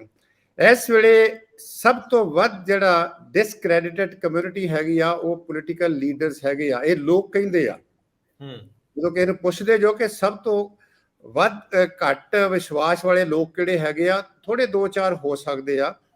ਕ੍ਰੈਡੀਬਿਲਿਟੀ ਬਹੁਤ ਲੋ ਹੈਗੀ, ਉਹਦੇ ਰੀਜ਼ਨਸ ਬਹੁਤ ਆਬਜੈਕਟਿਵ ਰੀਜ਼ਨਸ ਹੈਗੇ ਆ। ਦੂਸਰਾ ਹੈਗਾ ਕਿ ਜਿਹੜਾ ਗੈਪ ਵਧਿਆ ਸਮਾਜਿਕ ਵਰਤਾਰੇ ਦੇ ਵਿੱਚ, ਸਮਾਜਿਕ ਸੋਚ ਦੇ ਵਿੱਚ, ਲੋਕਾਂ ਦੇ ਵਿੱਚ, ਤੇ ਪੋਲੀਟੀਸ਼ੀਅਨ ਜਿਹੜੇ ਆਪਣੇ ਆਪ ਨੂੰ ਬਹੁਤ ਅੱਗੇ ਪਾਸੇ ਲੱਗੇ, ਇਹ ਲੋਕਾਂ ਦੇ ਨਾਲੋਂ ਜਿਹੜਾ ਹੈਗਾ ਸੀ ਕੱਟੇ ਗਏ ਆ। ਡਿਸਕਨੈਕਟ ਜਿਹੜਾ ਵਾ ਇੱਕ ਵਰਤਾਰਾ ਹੈ ਪੋਲੀਟੀਕਲ ਲੀਡਰਸ਼ਿਪ ਦਾ। ਇਹਨਾਂ ਦਾ ਸਿੱਧਾ ਹੀ ਜਿਹੜਾ ਧਿਆਨ ਹੁੰਦਾ ਵਾ ਉਹ ਤਾਕਤ ਵਾਲੇ ਪਾਸੇ ਵੱਲ ਹੁੰਦਾ ਵਾ, ਤੇ ਤਾਕਤ ਤੋਂ ਬਾਅਦ ਤਾਕਤ ਦਾ ਲਾਹਾ ਲੈਣ ਵਾਸਤੇ ਹੁੰਦਾ, ਤੇ ਉਹਦੇ ਵਿੱਚ ਜਿਹੜਾ ਜੈਨੂਅਨ ਕੰਮ ਕਰਨ ਵਾਲਾ ਬੰਦਾ ਹੁੰਦਾ ਲਾਂਭੇ ਹੋ ਕੇ ਫਿਰ ਇਹ ਸਾਹਮਣੇ ਜੋ ਇਹਨਾਂ ਦੇ ਹੁੰਦੇ ਆ ਚੇਲੇ ਚਪਟੇ ਜਿਹੜੇ ਆ ਉਹਨਾਂ ਨੂੰ ਆਪਣੇ ਵਿੱਚ ਬਿਠਾ ਲੈਂਦੇ ਆ, ਉਹਨਾਂ ਨੂੰ ਇਹ ਇੰਜੋਏ ਕਰਦੇ। ਇਸੇ ਕਰਕੇ ਲੋਕਾਂ ਨਾਲੋਂ ਇਹ ਡਿਸਕਨੈਕਟ ਹੋ ਜਾ। ਦੂਸਰੀ ਗੱਲ ਰਹੀ ਅਨਫੋਰਚੂਨੇਟ ਪਾਰਟ ਪੰਜਾਬ ਦਾ ਇਹ ਹੈਗਾ, ਜਲੰਧਰ ਦੇ ਵਿੱਚ ਲੋਕਾਂ ਨੂੰ ਪੁੱਛਿਆ, ਕਿਸੇ ਸਮੇਂ ਕਾਂਗਰਸ ਦੇ ਵਿੱਚ ਉਹ ਲੀਡਰ ਹੁੰਦੇ ਸੀਗੇ ਕਿ ਤੁਸੀਂ ਕਿਸੇ ਵੀ ਇਲਾਕੇ ਚਲ ਜਾਂਦੇ ਸੀ, ਉਸ ਲੀਡਰ ਦਾ ਉੱਥੇ ਕੋਈ ਨਾ ਕੋਈ ਜਾਣ ਪਛਾਣ ਪਹੁੰਚ ਵਾਲਾ, ਕੋਈ ਨਾ ਕੋਈ ਯਾਰ ਮਿੱਤਰ ਬੇਲੀ ਇਦਾਂ ਦਾ ਵਿਚਾਰਧਾਰਾ ਵਾਲਾ ਬੰਦਾ ਹੁੰਦਾ ਸੀਗਾ। ਇਹ ਜਿਹੜੇ 3 ਇਸ ਵੇਲੇ ਵੱਡੇ ਆਪਣੇ ਲੀਡਰ ਹੈਗੇ, ਮਹਾਰਥੀ ਹੈਗੇ ਆ, ਇਹਨਾਂ ਦੀ ਇਸ ਕਿਸਮ ਦੀ ਅਪਰੋਚ ਨਹੀਂ ਹੈਗੀ ਕਿ ਜਿਹੜੀ ਸਾਰੇ ਪੰਜਾਬ ਦੇ ਵਿੱਚ ਇਹਨਾਂ ਦੀ ਉਸ ਕਿਸਮ ਦੀ ਜਿਹੜੀ ਹੈਗੀ ਆ ਉਹ ਉਹਨਾਂ ਦੇ ਪੈਠ ਹੋਵੇ, ਉਹਨਾਂ ਦਾ ਉੱਥੇ ਜਿਹੜਾ ਹੈਗਾ ਵਾ ਕੋਈ ਨਾ ਕੋਈ ਬਹਿਣ ਖਲੋਣ ਵਾਲਾ ਥਾਂ ਹੋਵੇ। ਆਪਣੇ ਆਪਣੇ ਏਰੀਆ ਦੇ ਵਿੱਚ ਇਹ ਠੀਕ ਹੋ ਸਕਦੇ ਆ, ਚਾਹੇ ਕਾਂਗਰਸ ਪ੍ਰੈਜ਼ੀਡੈਂਟ ਹੈਗੇ ਆ ਉਹ ਉੱਥੋਂ ਤੱਕ ਰਹੇ ਆ, ਜਾਂ ਬਾਜਵਾ ਸਾਹਿਬ ਜ਼ਿਆਦਾਤਰ ਇਸ ਪਾਸੇ ਰਹੇ ਆ, ਤੇ ਜਿਹੜੇ ਹੁਣ ਸਿੱਧੂ ਸਾਹਿਬ ਬਾਰੇ ਤਾਂ ਚਲੋ ਆਪਾਂ ਉਹਦੇ ਬਾਰੇ ਬਹੁਤਾ ਕੀ ਕਹਿਣਾ ਉਹਦੇ ਵਿੱਚੋਂ। ਕ੍ਰਾਈਸਿਸ ਆਫ ਸੀਰੀਅਸ ਕ੍ਰਾਈਸਿਸ ਆ ਅਜੇ, ਕਿ ਇਹਦਾ ਕਾਰਨ ਇਹ ਹੈਗਾ ਕਿ ਕੋਈ ਕਮਾਂਡ ਨਹੀਂ ਹੈ। ਤਿੰਨਾਂ ਦਾ ਜਿਹੜਾ ਉੱਥੇ ਲੋਕ ਦੱਸ ਰਹੇ ਸੀਗੇ ਕਿ ਇਹ ਮੁੱਖ ਮੰਤਰੀ ਬਣਦੇ ਦਾਅਵੇਦਾਰ, ਇਹਨਾਂ ਦੀ ਰੇਸ ਕਿਹੜੀ ਹੈਗੀ ਆ, ਬਿਨਾਂ 60 ਬੰਦੇ ਜਿੱਤਿਆ ਮੁੱਖ ਮੰਤਰੀ ਬਣਦਾ ਜਿਹੜਾ ਸਾਰੇ ਸੁਪਨਾ ਲੈਣ ਦਾ ਟੋਟਲੀ ਡਿਸਕਨੈਕਟ ਹੋਏ ਆ। ਜਿਹੜੇ ਆਮ ਕੇਡਰ ਜਿੱਦਾਂ ਸਰਦਾਰ ਹਰਮੀਤ ਸਿੰਘ ਨੇ ਦੱਸਿਆ, ਅੱਗੇ ਲਾ ਕੇ ਚੱਲੋ ਨਾ, ਤੁਸੀਂ ਕੀ ਹੋ ਚੱਲਿਆ ਉੱਥੇ ਜੇ 500,000। ਇਸ ਵੇਲੇ ਸਰਕਾਰਾਂ ਵੀ ਕਮਜ਼ੋਰ ਵਾ, ਤੰਤਰ ਬਹੁਤ ਕਮਜ਼ੋਰ ਵਾ। ਤੁਸੀਂ ਦੇਖੋ ਵੀ ਜੇ 2,000 4,000 5,000 ਬੰਦਾ ਲੈ ਕੇ ਖਹਿਰੇ ਦੇ ਕੇਸ ਤੇ ਲੈ ਕੇ ਵੀ ਇਹਨੇ ਪੋਲੀਟੀਕਲ ਸਾਰਾ ਵੈਂਡੇਟਾ ਹੋ ਰਿਹਾ ਵਾ, ਚਲੋ ਖਹਿਰੇ ਨੂੰ ਬਾਅਦ ਚ ਫੜਿਓ, ਪਹਿਲਾਂ ਤੁਸੀਂ ਸਾਨੂੰ ਫੜੋ, ਬੈਕ ਟਰੈਕ ਦੇ ਉੱਤੇ ਆ ਜਾਣਗੇ। ਇਹ ਖਾਨਾ ਪੂਰਤੀ ਵਾਲੀ ਰਾਜਨੀਤੀ ਆ। ਖਾਨਾ ਪੂਰੀ ਇਦਾਂ ਦੀ ਰਾਜਨੀਤੀ ਜਿਹੜੀ ਆ ਕਿ ਸਿਵਲ ਜਿਹੜੀਆਂ ਡਿਵੈਲਪ ਸੁਸਾਇਟੀ 'ਚ ਚੱਲ ਸਕਦੀ ਆ, ਜਿੱਥੇ ਲੋਕ ਇਹਨਾਂ ਦੀ ਅਪਰੋਚ ਨੂੰ ਜਿਹੜਾ ਵਾ ਉਹ ਮੰਨ ਲੈਣ। ਪਰ ਇੱਥੇ ਕੀ ਹੋ ਰਿਹਾ ਵਾ, ਸਮਾਜ ਕਿਤੇ ਬੈਠਾ ਵਾ, ਲੀਡਰ ਕਿਤੇ ਬੈਠੇ ਆ, ਇਹ ਵੀ ਟਾਈਮ ਪਾਸ ਕਰੀ ਜਾਂਦੇ ਸਟੇਟਮੈਂਟਾਂ ਦੇ ਨਾਲ। ਤੋ ਇਸ ਕਰਕੇ ਸੰਸਥਾ ਲਈ ਵੀ ਸਾਡੇ ਲਈ ਬਹੁਤ ਕ੍ਰਾਈਸਿਸ ਆ। ਸਾਡੀ ਰਾਜਨੀਤੀ ਦਾ ਸਭ ਤੋਂ ਵੱਡਾ ਕ੍ਰਾਈਸਿਸ ਹੈਗਾ ਵਾ ਕਿ ਲੋਕ ਤੇ ਜਿਹੜੇ ਸਾਡੇ ਨੁਮਾਇੰਦੇ ਹੈਗੇ ਆ ਇਹ ਡਿਸਕਨੈਕਟ ਹੋ ਜਾਂਦੇ ਆ, ਔਰ ਉਹਦੀ ਵਜ੍ਹਾ ਕਰਕੇ ਪੰਜਾਬ ਦੇ ਲੋਕਾਂ ਨੇ ਇਹਨਾਂ ਨੂੰ ਸਬਕ ਸਿਖਾ ਕੇ ਤੇ ਨਵੀਂ ਪਾਰਟੀ ਲਿਆਂਦੀ ਸੀ ਵੀ ਇਹ ਘੱਟੋ ਘੱਟ ਇਹ ਮੈਂ ਜ਼ਰੂਰ ਦਿੰਦੇ ਸੀਗੇ ਵੀ ਇਹ ਲੋਕਾਂ ਚੋਂ ਆਏ ਆ, ਆਮ ਜਨ ਸਧਾਰਨ ਲੋਕਾਂ ਦੇ ਨਾਲ ਜੁੜੇ ਰਹਿਣਗੇ। ਕਾਂਗਰਸ ਦੇ ਵਿੱਚ ਸਭ ਤੋਂ ਜਿਹੜਾ ਇਸ ਵੇਲੇ ਕ੍ਰਾਈਸਿਸ ਅਜੇ ਵੀ, ਜੇ ਕਾਂਗਰਸ ਕੋਈ ਸਟੈਂਡ ਲੈਂਦੀ ਆ, ਕੁਆਇਟ ਪੋਸੀਬਲ ਹੈਗਾ ਕਿ ਪੰਜਾਬ ਦੇ ਵਿੱਚ ਜੇ ਕਿ ਧਿਰ ਨੇ ਅਮਰਜ ਹੋਣਾ ਵਾ, ਕਾਂਗਰਸ ਹੋ ਸਕਦੀ ਆ, ਬਸ਼ਰਤੇ ਕਿ ਜਿਹੜੇ ਇਹਦੇ ਲੀਡਰ ਆ ਘੱਟੋ ਘੱਟ ਉਹਨਾਂ ਦੇ ਵਿੱਚ ਇੱਕ ਵਰਕਿੰਗ ਕੰਸੈਂਸਸ ਬਣੇ, ਵਰਕਿੰਗ ਜਿਹੜੀਆਂ ਹੈਗੀਆਂ ਵਰਕਿੰਗ ਰਿਲੇਸ਼ਨਸ਼ਿਪ ਬਣ, ਤੇ ਇੱਕ ਉਹ ਇਮੇਜ ਦੇਣ ਲੋਕਾਂ ਵਾਸਤੇ ਵੀ ਤੁਹਾਡੇ ਵਾਸਤੇ ਅਸੀਂ ਖੜੇ ਆ, ਤਾਂ ਹੀ ਕੁਛ ਨਾ ਕੁਛ ਹੋ ਸਕਦਾ। ਨਹੀਂ ਤਾਂ ਫਿਰ ਠੀਕ ਆ, ਟਾਈਮ ਪਾਸ ਉਹ ਵੀ ਕਰੀ ਜਾਂਦੇ ਆ, ਲੋਕ ਵੀ ਕਰ ਦੇਣਗੇ। ਮੈਨੂੰ ਇਹ ਲੱਗਦਾ ਕਿ ਗੱਲ ਪਤਾ ਨਹੀਂ ਪ੍ਰੀ ਮੈਚੁਰ ਹੈਗੀ ਆ। ਲੋਕਾਂ ਦੇ ਲੈਵਲ ਦੇ ਉੱਤੇ ਇਹ ਜਿਹੜਾ ਹੈਗਾ ਜ਼ਰੂਰੀ ਨਹੀਂ ਹੈ ਕਿ ਇਹ ਜਿਹੜੇ ਆਲਟਰਨੇਟਿਵ ਚੱਲੀ ਜਾਣ। ਕੱਲ ਨੂੰ ਹੋ ਸਕਦਾ ਕੋਈ ਇਦਾਂ ਦਾ ਆਲਟਰਨੇਟਿਵ ਵੀ ਜਿਹੜਾ ਇਵੋਲਵ ਹੋ ਜਾਵੇ ਕਿ ਜਿਹੜਾ ਇਹਨਾਂ ਸਾਰਿਆਂ ਨੂੰ ਲਾਂਭੇ ਰੱਖ ਕੇ ਇੱਕ ਨਵਾਂ ਐਕਸਪੈਰੀਮੈਂਟ ਜਿਹੜਾ ਵਾ ਉਹ ਪੰਜਾਬ ਦੇ ਵਿੱਚੋਂ ਨਿਕਲ ਆਵੇ।